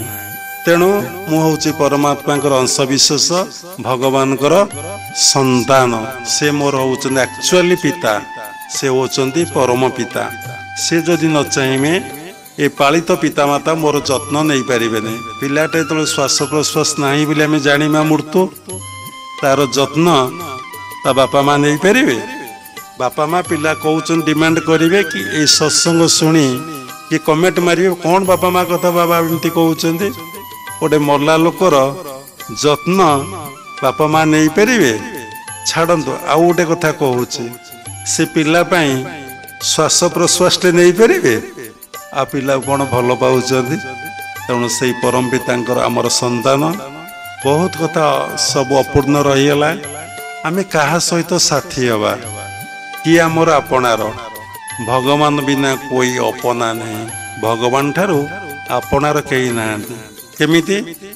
ଆପଣଙ୍କୁ ରୋଗଗ୍ରସ୍ତ ହେଇଗଲେ ଡକ୍ଟର ଚିକିତ୍ସା କରି କରି ଆପଣ ଭଲ ହେଉନାହାନ୍ତି, ବନ୍ଧୁବାନ୍ଧବ ଦେଖିବାକୁ ଆସୁଛନ୍ତି, ଆପଣ ସେତେବେଳେ କାହାକୁ ଡାକିବେ? ହେ ଭଗବାନ ମୋତେ ଟିକେ ଭଲ କରିଦିଅ। କାହିଁକି? କୁଆଡ଼େ ଆପଣଙ୍କର ବାପା ମା ଗଲେ, କୁଆଡ଼େ ବନ୍ଧୁବାନ୍ଧବ ଗଲେ, କୁଆଡ଼େ ସାଙ୍ଗସାଥି ସମାଜ ଗଲେ, ସେମାନେ ତ ଆପଣଙ୍କର ଆପଣାର, ଆପଣ ତ ତାଙ୍କୁ ଡାକିଥାନ୍ତେ। କାହିଁକି ଡାକିଲେ ନାହିଁ? କାହିଁକି ଡାକିଲେ ନାହିଁ? ଆପଣ ନିଜେ ପ୍ରମାଣ କରୁଛନ୍ତି ଏ ଭଗବାନ ମୋର, ଆଉ କେହି ମୋର ନୁହନ୍ତି। ତେଣୁ ସେ ଥିଲେ ଆମ ସାଥିରେ, ଏବେ ଅଛନ୍ତି, ମୃତ୍ୟୁ ପରେ ସେ ଆମ ସାଥିରେ ରହିବ। ଆମେ ଅହଙ୍କାର ଅଜ୍ଞାନତାରୁ ଆମେ ଭୁଲି ଯାଇଛେ, ଆମେ ତାଙ୍କୁ ଡାକୁନେ। ତେଣୁ ଭଗବାନଙ୍କ ସହିତ ସାଥୀ ହୁଅନ୍ତୁ, ଭଗବାନଙ୍କ ସହିତ ସମ୍ପର୍କ ରଖନ୍ତୁ, ଭଗବାନଙ୍କ ସହିତ ମିଳନ ହୁଅନ୍ତୁ। ଆକୁ କହନ୍ତି ନିତ୍ୟ ଯୋଗ। ସଂସାର ଭିତରେ ରହି ଯେତେବେଳେ ଅନିତ୍ୟରୁ ନିତ୍ୟକୁ ଆସିବେ, ନିତ୍ୟ ଯୋଗ। ନିତ୍ୟ କିଏ ନା ଭଗବାନ, ସତ୍ୟ କିଏ ନା ଭଗବାନ ପରମାତ୍ମା। ତାଙ୍କ ପାଖରେ ମନକୁ କେମିତି ରଖିବେ ତତ୍ତ୍ୱଗୁରୁ ଆପଣଙ୍କୁ ବୁଝେଇକି କହିଦେବେ। ତାପରେ ମୁଁ କିଏ ନା ମୁଁ ଭଗବାନଙ୍କ ଅଂଶ। ମୁଁ କୋଉଠିକି ଆସିଛି ନା ପୃଥିବୀ ପୃଷ୍ଠକୁ ଆସିଛି। ମୁଁ କୋଉଠି ଥିଲି ନା ମୋର ସଂସ୍କାର ନେଇ এই পৃথিবী পৃষ্ঠରୁ 7টা ଲୋକ ଅଛି। ଏଇଟା ହେଲା ଭୂଲୋକ, ଭୁବଲୋକ, ସ୍ୱଲୋକ, ମହଲୋକ, ଜନଲୋକ, ତପଲୋକ, ସତ୍ୟଲୋକ। ତେଣୁ ଆପଣଙ୍କର ସଂସ୍କାର ନେଇ ଆପଣ ଜନ୍ମ ହୋଇଛନ୍ତି ମାନେ ମରିବେ, ମରିବେ ମାନେ ନିଶ୍ଚିନ୍ତ ଜନ୍ମ ହେବେ। ଭଗବତ ଗୀତାରେ ଆଦି ଶଙ୍କରାଚାର୍ଯ୍ୟ ସବୁ ଗ୍ରନ୍ଥରେ ଲେଖା ଅଛି। ଜାତ ସଇଁ ଧ୍ରୁବ ମୃତ୍ୟୁ ଧ୍ରୁବଂ ଜନ୍ମ ମୃତ୍ୟୁଶ୍ଚ। ଜନ୍ମ ହେଲେ ମୃତ୍ୟୁ ନିଶ୍ଚିନ୍ତ, ମୃତ୍ୟୁ ହେଲେ ଜନ୍ମ ନିଶ୍ଚିନ୍ତ। ଆପଣ ଏବେ ଥରେ ଆସିଛନ୍ତି ମାନେ ଆପଣ ମରିକି ଆସିଛନ୍ତି, କିନ୍ତୁ ଏବେ ପୁଣି ଆପଣ ଜନ୍ମ ହେଇଛନ୍ତି ମାନେ ଆପଣ ମରିବେ। ଆପଣ ସବୁ କଥାକୁ ବିଶ୍ୱାସ କରିବେ, ସବୁ କଥା ଆପଣ ଭିତରେ ଅଛି, କିନ୍ତୁ ଆପଣ ଜାଣିଛନ୍ତି ମରିବେ। ଏ ସୃଷ୍ଟିରେ ବଡ଼ ଆଶ୍ଚର୍ଯ୍ୟ କଥା ଧର୍ମବକକୁ ଯୁଧିଷ୍ଠିର କହିଥିଲେ। ବଡ଼ ଆଶ୍ଚର୍ଯ୍ୟ କଥା, 3ଟି ସମୟ ନାହିଁ। ପ୍ରଥମ ଆଶ୍ଚର୍ଯ୍ୟ କଥା ହେଉଛି ଜଣେ ମରୁଛି, ତା ଲାଗି ଆଉ ଜଣେ କାନ୍ଦୁଛି। ସିଏ ଜାଣୁନାହିଁ ତାର ଦିନେ ଏଇଭଳି ମୃତ୍ୟୁ ହବ, ଏବଂ ପ୍ରତ୍ୟେକଟି ମୁହୂର୍ତ୍ତରେ ସେ ମୃତ୍ୟୁର ନିକଟସ୍ଥ ହେଇଯାଉଛି, ମରିବା ପାଖକୁ ଚାଲି ଯାଉଛି, ସେ ଦିନେ ମରିଯିବ। ତେଣୁ ଗୁରୁଦେବ ଆମର ଥରେ କହୁଥିଲେ ତୀର୍ଥ କରି ଯାଅ ନାହିଁ। ଯିଏ ଶୁଣିଲେ କମେଣ୍ଟ ମାରିବେ, ଆରେ ତୀର୍ଥ କରି ଯିବନି କୁଆଡ଼େ ଯିବ? ଗୋଟେ ଶ୍ଲୋକଟେ କହୁଥିଲେ, ଇଦଂ ତୀର୍ଥ ମିଦଂ ତୀର୍ଥ ଭ୍ରମନ୍ତି ତମସା ଜନା ଆତ୍ମତୀର୍ଥ ନ ଜାଣନ୍ତି କଥଂ ମୋକ୍ଷ ବରାନନେ। ପାର୍ବତୀ ଶିବ ପାର୍ବତୀ କି କହୁଛନ୍ତି, ବୁଝେଇଲେ ସମୟ ପଳେଇବ। ତେଣୁ ସେ କହୁଥିଲେ କୋଉଠିକି ଯାଅ କୋଉଠିକି ଯାଅ? ସେ କହୁଥିଲେ ମେଡିକାଲ ଯାଅ। କାହିଁକି? ରୋଗୀ ଦେଖିବାକୁ। ମେଡିକାଲ ଗଲେ ସେଟା ଜମାଳୟ ନା ଏ ମତ୍ୟ ଲୋକରେ। ତେଣୁ ତୁମେ ତାଙ୍କୁ କଣ କରିବ? ଦେଖିଲେ ତମ ମଧ୍ୟରେ ସଂସାର ଆସକ୍ତି କଟିଯିବ।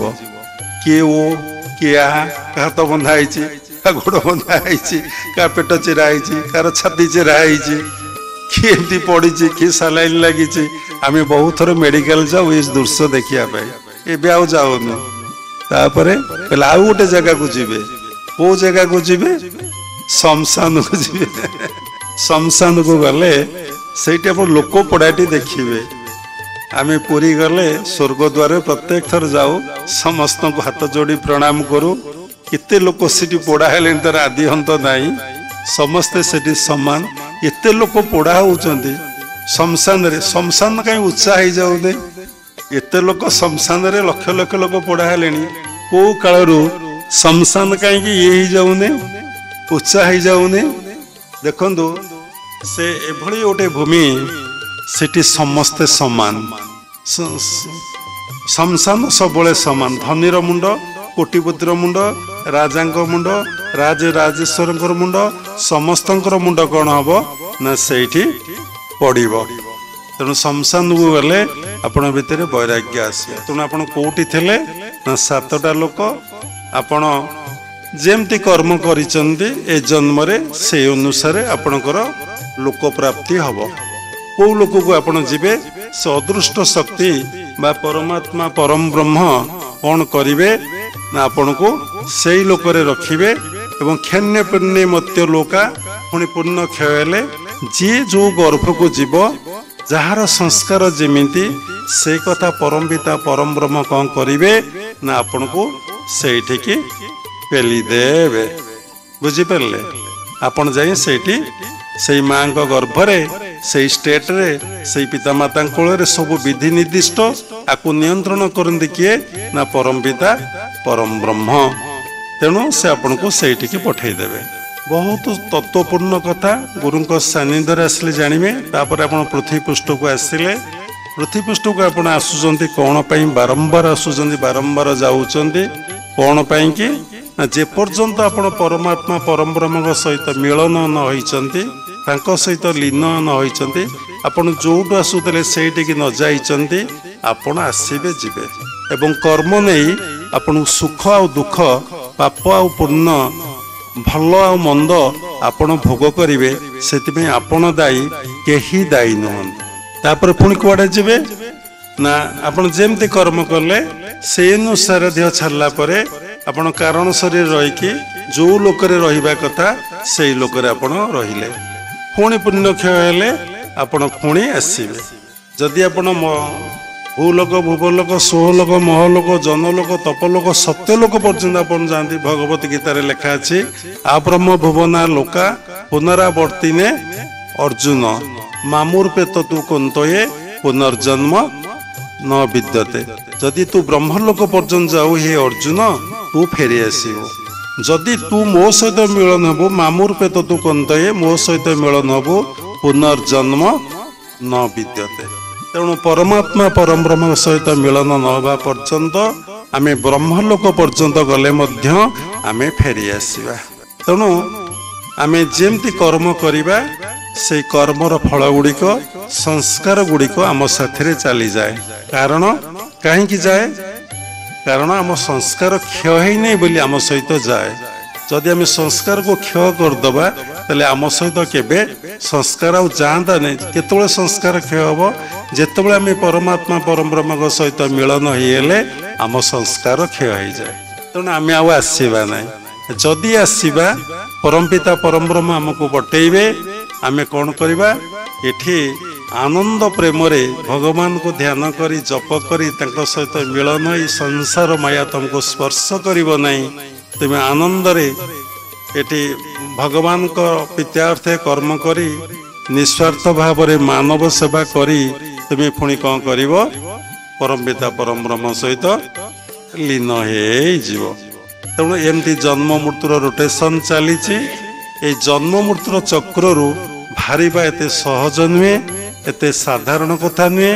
ପୁଣି ସହଜ ଏବଂ ସାଧାରଣ କଥା ଯାହା ଭିତରେ ନିଷ୍କାମ ଭାବ ଆସିଲା ଆଉ କୌଣସି କାମନା ନାହିଁ, ଇଏ ଈଶ୍ୱର ଏକମାତ୍ର କର୍ତ୍ତା, ସବୁ ସେ କରୁଛନ୍ତି କରାଉଛନ୍ତି, ଏଇ ବୋଧ ଯାହା ଭିତରେ 100% ଆସିଲା, ତା ମନରେ କୌଣସି କାମନା ଆଉ ବାସନା ନାହିଁ, ତାର ଆଉ ପୁନର୍ଜନ୍ମ ହବ ନାହିଁ। ତେଣୁ ସେ ଏଇ ଧରାପୃଷ୍ଠରେ ହସି ହସି ଆନନ୍ଦ ଓ ପ୍ରେମରେ ଦିନ କାଟି ଆନନ୍ଦ ଆଉ ପ୍ରେମରେ ଭଗବାନଙ୍କ ସହିତ ଲୀନ ହେଇଯିବେ।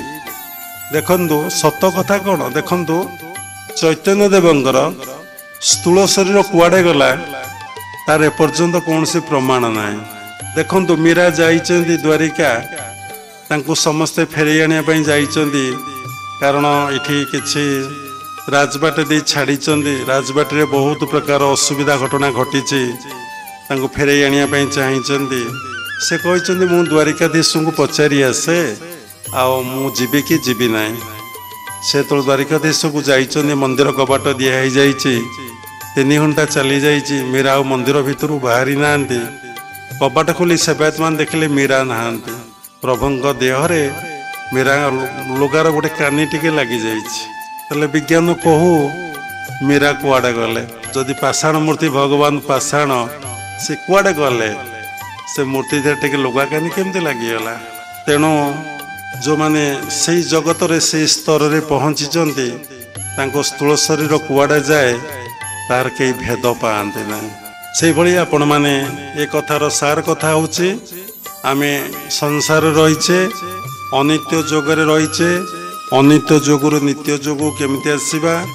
ଗୁରୁଙ୍କ ପାଖରୁ ଦୀକ୍ଷା ଗ୍ରହଣ କରି ଗୁରୁଙ୍କ ସାନ୍ନିଧ୍ୟରେ ଆସି ସେ କୌଶଳକୁ ଶିଖିଲେ ଆପଣ ଅନିତ୍ୟ ଯୋଗରୁ ନିତ୍ୟ ଯୋଗକୁ ଆସିପାରିବେ। ନିତ୍ୟ ଯୋଗ ଅଭ୍ୟାସ କରି କରି କରି କରି ଚାଲିଲେ, ଯଦି ସାଧନାରେ ସିଦ୍ଧି ଲାଭ କଲେ ଆଉ ଆପଣଙ୍କର ପୁନର୍ଜନ୍ମ ହେବ ନାହିଁ, ଆପଣଙ୍କୁ ନିର୍ବାଣ ପ୍ରାପ୍ତି ହେବ ଆଉ ଆନନ୍ଦ ପ୍ରେମରେ ଆପଣ ଦିନ ଅତିବାହିତ କରିବେ। ତେଣୁ এই ସତ୍ସଙ୍ଗରେ ମୁଁ ଅଳ୍ପ କେତୋଟି ଟେକ୍ନିକ୍ କହିବି, ସମସ୍ତେ ସେ ଟେକ୍ନିକ୍କୁ ପ୍ରାକ୍ଟିସ୍ କରିପାରିବେ। ସେଥିପାଇଁ ଫୁଲ, ଫଳ, ଧୂପ, ଦୀପ, ନୈବେଦ୍ୟର ଆବଶ୍ୟକତା ନାହିଁ, କୌଣସି ଦେବାଦେବୀଙ୍କର ବି ଆବଶ୍ୟକତା ନାହିଁ, କୌଣସି ମନ୍ତ୍ର ଯନ୍ତ୍ର ତନ୍ତ୍ରର କୌଣସି ଆବଶ୍ୟକତା ନାହିଁ। ସମସ୍ତେ ସକାଳେ ବ୍ରାହ୍ମ ମୁହୂର୍ତ୍ତରୁ ସନ୍ଧ୍ୟାରେ ଆଉ ନିଶାର୍ଦ୍ଧରେ ଉତ୍ତରମୁଖା ହେଇ ବସିବେ, ଯେତେବେଳେ ଯାହାକୁ ସମୟ ମିଳୁଛି ଉତ୍ତରମୁଖା ହେଇ ବସିବେ, ଶାନ୍ତ ଭାବରେ ଆଖି ବନ୍ଦ କରିବେ। 2 ଭ୍ରୂର ମଧ୍ୟସ୍ଥଳ ଯେଉଁଠି ଆମେ ଚନ୍ଦନ ସିନ୍ଦୁର ପିନ୍ଧୁଛେ ସେଇ ଜାଗାରେ ମନକୁ ନିବେଶ କରିବେ, ସେଇଠି ମନକୁ ରଖିବେ। ମନ ସବୁବେଳେ ବହିର୍ମୁଖୀ, ମନର ଧର୍ମ ସବୁବେଳେ ଚଞ୍ଚଳତା, ମନର ଧର୍ମ ସବୁବେଳେ ଏଠିକି ସେଠି ଜମ୍ପ କରିବା, ଡେଇଁବା। ତେଣୁ ଆପଣ ବହିର୍ମୁଖୀ ମନକୁ ଅନ୍ତର୍ମୁଖୀ କରିବେ। ନିଜର 2 ଭ୍ରୂର ମଧ୍ୟସ୍ଥଳେ ଭ୍ରୂର୍ଭୁବ ମଧ୍ୟ ପ୍ରାଣ, ସେଇ 2 ଭ୍ରୂର ମଧ୍ୟସ୍ଥଳରେ ଆପଣ ମନକୁ ରଖିବେ। କିଛି ସମୟ ମନ ରଖି ସାରିଲା ପରେ ମନ କେବେ ରହିବ ନାହିଁ, ମନ ଯିବ ଆସିବ, ଆପଣ ସେ ଯିବ ଆପଣ ଆଣିବେ। ଏମିତି ଏମିତି ପ୍ରାକ୍ଟିସ୍ ଚାଲିବ, ତାହା ହିଁ ସାଧନା। ଯଦି ମନ ସେଠି ରହିଗଲା ସାଧନା ସରିଗଲା। ଆଉ କ'ଣ କରିବେ? କିଛି ସମୟ ପରେ ଆପଣ ଗୋଟିଏ ଜପ କରିବେ। ବାବା କହିଲେ ତ ମନ୍ତ୍ର ଯନ୍ତ୍ର ତନ୍ତ୍ର କିଛି ନାହିଁ, ପୁଣି କ'ଣ କହିଲେଣି ଜପ କରିବେ? ଗୋଟିଏ ଅକ୍ଷରକୁ ଜପ କରିବେ, ସେଇଟା ହେଉଛି ଓମ୍। ସବୁ ମନ୍ତ୍ରର ମୂଳରେ ଓମ୍ ନ ଯୋଡ଼ିଲେ ମନ୍ତ୍ରଟା ନିଷ୍ଫଳ ହେଇଯାଏ। ଯଦି ଆପଣ ଓମ୍ ଜପ କଲେ ଆଉ କୌଣସି ମନ୍ତ୍ର ଜପ କରିବାର ଆବଶ୍ୟକତା ନାହିଁ। ଭଗବାନ ଗୀତାରେ ଭାଗବତରେ ଉଲ୍ଲେଖ କରିଛନ୍ତି, ତେଣୁ ତାକୁ ଆପଣ ଜପ କଲେ। ମାନସିକ ଜପ, ଜପ 3 ପ୍ରକାର, ବାଚସିକ, ଉପାଂଶୁ, ମାନସିକ। ମାନସିକ ଜପ ହେଉଛି ସର୍ବଶ୍ରେଷ୍ଠ ଜପ, ତେଣୁ ଆପଣ ମାନସିକ ଜପ କରିବେ। ଏବେ କହୁଥିଲି, ରଖିଦେଲି, ପୂଜାପଟ ଠାରୁ ଜପ ଶ୍ରେଷ୍ଠ, ଜପ ଠାରୁ ଧ୍ୟାନ ଶ୍ରେଷ୍ଠ, ଧ୍ୟାନ ଠାରୁ କ'ଣ ଶ୍ରେଷ୍ଠ? ନା କର୍ତ୍ତା ଭାବ ତ୍ୟାଗ କରିବାଟା ହେଉଛି ଶ୍ରେଷ୍ଠ। ଯଦି କର୍ତ୍ତା ଭାବ ଥାଇ ଆପଣ ସମସ୍ତ କର୍ମ କରୁଛନ୍ତି, ପୂଜା ପାଠ ଜପ, ଆପଣଙ୍କୁ ଭଗବତ ଉପଲବ୍ଧି ଭଗବତ ଦର୍ଶନ ଏ ଜନ୍ମରେ ହେବ ନାହିଁ। ତେଣୁ ଆପଣ କ'ଣ କରିବେ? ଜପ କରିବେ। ବହୁତ ସମୟ ଜପରେ ବସିଲେ ତାପରେ କ'ଣ କରିବେ? ନା ଶ୍ୱାସ ପ୍ରଶ୍ୱାସରେ ମନ ରଖିବେ। ଆପଣ ଭିତରକୁ ଯାହା ଯାଉଛି ତା ପ୍ରଶ୍ୱାସ, ଯାହା ଆସୁଛି ତାହା ହିଁ ନିଶ୍ୱାସ। এই ଶ୍ୱାସ ପ୍ରଶ୍ୱାସରେ ଆପଣ ମନକୁ ରଖିବେ। ଶ୍ୱାସ ପ୍ରଶ୍ୱାସରେ ମନକୁ ରଖିବେ। ଯେତେ ଶ୍ୱାସ ପ୍ରଶ୍ୱାସରେ ଆପଣ ମନକୁ ରଖିବେ ଆପଣ ଶ୍ୱାସ ପ୍ରଶ୍ୱାସଟା ସେତେ ସୂକ୍ଷ୍ମାଦି ସୂକ୍ଷ୍ମ ହେବାକୁ ଲାଗିବ। এই ଶ୍ୱାସ ପ୍ରଶ୍ୱାସରେ ଗୋଟେ ମନ୍ତ୍ର ଜପ ଚାଲିଛି ଯାହାକୁ ଅଜପା କୁହନ୍ତି। ସୋହଂ ଗୋଟେ ମିନିଟ କି 15 ଥର, ଘଣ୍ଟାକୁ 900 ଥର, 24 ଘଣ୍ଟାରେ 21,600 ଥର ପ୍ରବାହିତ ହେଉଛି। ଆପଣ ଶାନ୍ତ ଭାବରେ ମନ ଅନ୍ତର୍ମୁଖୀ ହେଲେ, ମନର ଏକାଗ୍ରତା ଆସିଲେ ଆପଣ ସେ ମନ୍ତ୍ର ଶବ୍ଦକୁ ଶୁଣିପାରିବେ। ସୋ ଆଉ ହଂ ସେଇଟା ହେଉଛି ବ୍ରହ୍ମ ମନ୍ତ୍ର। ତତ୍ତ୍ୱଗୁରୁ ଏ ମନ୍ତ୍ରଟି ଶିଷ୍ୟକୁ ଦେଇ, ତାଙ୍କୁ ମନ୍ତ୍ର କୁହନ୍ତିନି, ଅଜପା କୁହନ୍ତି। ତାକୁ ଗୁରୁ ଶିଷ୍ୟକୁ ପ୍ରଦାନ କରିଥାନ୍ତି। ମାତୃ ଗର୍ଭରେ ଜୀବ ଥିଲାବେଳେ ଏଇ ମନ୍ତ୍ରଟିକୁ ଭଜନ କରୁଥିଲା। ସେତେ କୌଣସି ଦେବାଦେବୀ ନଥିଲେ, ମନ୍ଦିର ନଥିଲା, କିଛି ନଥିଲା। ମା ଗର୍ଭରେ କେବଳ ସେ ପରମାତ୍ମା ପରବ୍ରହ୍ମକୁ ଦର୍ଶନ କରୁଥିଲା। ଏଇ ଭଜନରେ ମନଟା ଥିଲା। ଲେଖା ହେଇଛି ଶାସ୍ତ୍ରରେ 21,000 ଜପୁଅଛି ପରମହଂସ, ସେ ଭଜନେ ମନମଜ, ବାହାର ଭଜନକୁ ତେଜ। ତେଣୁ କହିଲେ ସମୟ ପଳେଇବ, ତାପରେ ପୁଣି ଫେରି ଆସିବେ, ମନ ୱିଡ୍ର କରିଦେବେ, ପ୍ରତ୍ୟାହାର କରିଦେବେ। ପୁଣି ପୁଣି ଆଜ୍ଞା ଚକ୍ରକୁ, ପୁଣି ଆଜ୍ଞା ଚକ୍ରରେ କିଛି ସମୟ ଧ୍ୟାନ କରିବେ। କିଛି ଜପ ନାହିଁ, କି ଶ୍ୱାସ ପ୍ରଶ୍ୱାସ ଦେଖିବା ନାହିଁ, କେବଳ ମନକୁ ଏଇଠି କନସେନ୍ଟ୍ରେଟ୍ କରିବେ। ତାପରେ ଦେଖିବେ ମାଇଣ୍ଡ ସେଇଠି କନସେନ୍ଟ୍ରେଟ୍ ହେଉଛି। ଯାହାର ପୂର୍ବ ଜନ୍ମର ସଂସ୍କାର ଥବ ତାକୁ ବିଭିନ୍ନ ପ୍ରକାର ଧ୍ୱନି ଶୁଭିବ। ଯାହାର ପୂର୍ବ ଜନ୍ମର ସଂସ୍କାର ଥବ ବିରାଟ ଲାଇଟ୍ ତା ଆଖି ଆଗକୁ ଛିଡ଼ା ହେବ। ଯାହାର ପୂର୍ବ ଜନ୍ମର ସଂସ୍କାର ଥବ ଲାଇଟ୍ ତା ଭିତରେ, ଆଜ୍ଞା ଚକ୍ର ଭିତରେ ପ୍ରବେଶ କରିଯିବ। ତାପରେ କିଛି ସମୟ ବସି ସାରିଲା ପରେ ଆପଣଙ୍କ ମନ ଏତେ ସ୍ଥିର ଆଉ ଶାନ୍ତ ହେଇଯିବ, ଆପଣ ଦେହବୋଧରୁ ଅତୀତ ହେଇଯିବେ। ଆଉ ଜାଣିପାରିବେନି place consciousness, time consciousness, body consciousness, ଆପଣ ସବୁ କିଛି ଭୁଲିଯିବେ। ତାପରେ ଗୁରୁ ଭଗବାନଙ୍କୁ ପ୍ରଣାମ ଆଉ ପ୍ରାର୍ଥନା କରି ଉଠିକି ବସିବେ। ଏଥିରୁ ଦେଖିଲେ ଫୁଲ ଦରକାର କି ଫଳ ଦରକାର କି ନୈବେଦ୍ୟ ଦରକାର କି ପୂଜାପାଠ ଦରକାର, କିଛି ଦରକାର ନାହିଁ। ଉତ୍ତମ ସ୍ଥାନଟିଏ ଦରକାର ଆଉ ନିଜର ମନର ଶୁଦ୍ଧତା ଆଉ ପବିତ୍ରତା ଦରକାର। ହିନ୍ଦୁ ଧର୍ମର ସାର କଥା ହେଉଛି କ'ଣ ନା ଚିତ୍ତ ଶୁଦ୍ଧି। ଚିତ୍ତ ଶୁଦ୍ଧି କ'ଣ ଆପଣ ବୁଝିପାରିବେନି। ଖାଲି ବୋଧେ ଚିତ୍ତ ଗୋଟେ ଶବ୍ଦ ଶୁଣିଲେ, ଶୁଦ୍ଧି ଗୋଟେ ଶବ୍ଦ ଶୁଣିଲେ, ଶୁଦ୍ଧି ଅର୍ଥ ପବିତ୍ରତା, ନିର୍ମଳତା ଆପଣ ଭାବିଛନ୍ତି। ଚିତ୍ତ କ'ଣ ପଚାରିଲେ କେହି କହିପାରିବ ନାହିଁ। ଚିତ୍ତ କାହାକୁ କହନ୍ତି? ସମୟ ଲାଗିବ, ନେକ୍ସଟ ସତ୍ସଙ୍ଗରେ କହିବା। ଚିତ୍ତଶୁଦ୍ଧିର ଲକ୍ଷଣ କ'ଣ? 3ଟି ଲକ୍ଷଣ ଆସିବ। ଚିତ୍ତଶୁଦ୍ଧିର ଲକ୍ଷଣ ହେଉଛି ବ୍ୟକ୍ତି ମାନସିକ ଶାନ୍ତି, ମାନସିକ ଆନନ୍ଦ ପାଇବ। ଚିତ୍ତଶୁଦ୍ଧିର ଲକ୍ଷଣ ହେଉଛି ସେ ସମସ୍ତଙ୍କୁ ଭଲ ପାଇବ ଆତ୍ମବୋଧରେ। ଚିତ୍ତଶୁଦ୍ଧିର ଲକ୍ଷଣ ହେଉଛି ଈଶ୍ୱରଙ୍କ ପ୍ରତି ମନରେ ଭକ୍ତି ଭାବ ଜାଗ୍ରତ ହେବ। ତେଣୁ ଆମେ ଯାହା କିଛି କରୁଛେ ଚିତ୍ତଶୁଦ୍ଧି ପାଇଁ ବା ମନର ଶୁଦ୍ଧି ପାଇଁ, ମନର ନିର୍ମଳତା ପାଇଁ। ମନର ହାୟର ଷ୍ଟେଜଟା ହେଉଛି ଚିତ୍ତ। ମନ, ଅହଙ୍କାର, ଅବଚେତନ ମନ ମିଶିକରି ଯାହା ହେଇଛି ତାହା ହିଁ ଚିତ୍ତ। ଯେଉଁଠି ସବୁ କଥା ଆମର ଷ୍ଟୋର ରହୁଛି ତାହା ହିଁ ଚିତ୍ତ। ସଂକ୍ଷେପରେ କହିଦେଲି, ତା ମିଡ୍ ବ୍ରେନରେ ତାର ସ୍ଥିତି ଅଛି, ସ୍ଥାନ। ଯେଉଁଠି ସବୁ କଥା ଆମର ଷ୍ଟୋର ହେଇକି ରହୁଛି ତାହା ହେଉଛି ଚିତ୍ତ। ତେଣୁ ଆମେ ଯୋଗାଭ୍ୟାସ କ'ଣ ପାଇଁ କରିବା ନା ଯୋଗ, ଚିତ୍ତ, ବୃତ୍ତି, କ'ଣ ନିରୋଧ। 4ଟା କଥା ଶବ୍ଦ। ଗୋଟେ ହେଲା ଯୋଗ, ଗୋଟେ ହେଲା ଚିତ୍ତ, ଗୋଟେ ହେଲା ବୃତ୍ତି, ଗୋଟେ ହେଲା ନିରୋଧ। ତେଣୁ ଅନିତ୍ୟ ଯୋଗରେ ଚିତ୍ତବୃତ୍ତି ନିରୋଧ ହେବ ନାହିଁ। ଚିତ୍ତବୃତ୍ତି ବଢ଼ି ବଢ଼ିକା ଚାଲିବ। ଯେତେ ବୟସ ବଢ଼ିବ ଆପଣଙ୍କର ବୃତ୍ତି ସେତେ ସମ୍ପ୍ରସାରଣ ହେଇଯିବ। ନିତ୍ୟ ଯୋଗ ଯଦି କରିବେ ତାହେଲେ ଚିତ୍ତର ଯେଉଁ ବୃତ୍ତି ଷ୍ଟୋର ହେଇଅଛି ତା ନିରୋଧ ହେଇଯିବ। ନିରୋଧ ହେଲେ କ'ଣ ହେବ? ଆପଣଙ୍କୁ ଶାନ୍ତି ଲାଗିବ, ଆପଣଙ୍କୁ ଆନନ୍ଦ ଲାଗିବ। ଗୋଟେ ଏକ୍ଜାମ୍ପଲ, ଯେଉଁଦିନ କିଛି କାମ ନଥାଏ, ଯେଉଁଦିନ କୌଣସି ବୃତ୍ତି ମାନେ ୱାର୍କ ନଥାଏ, ବୃତ୍ତି ଅର୍ଥ ୱାର୍କ ବା କର୍ମ କିଛି ନଥାଏ, ସେଦିନ ଆପଣ କେତେ ହାଲକା ଲାଗେ, ମନ କେତେ ଭଲ ଲାଗେ, କେତେ ଫ୍ରି ପାଆନ୍ତି। ଆଜି ଆମେ ଫ୍ରି, କିଛି ରୋଷେଇବାସ ନାହିଁ, ଖାଇବା ଚିହ୍ନ ନାହିଁ, କୁଆଡ଼େ ଯିବା ନାହିଁ, ଆମେ ଚୁପଚାପ ବସିଛେ। ବସିଯିବା ଅର୍ଥ ନୁହେଁ ଯେ ଶୋଇପଡ଼ିବା, ବସିଯିବା, କିଛି ଭାବିବା ନାହିଁ।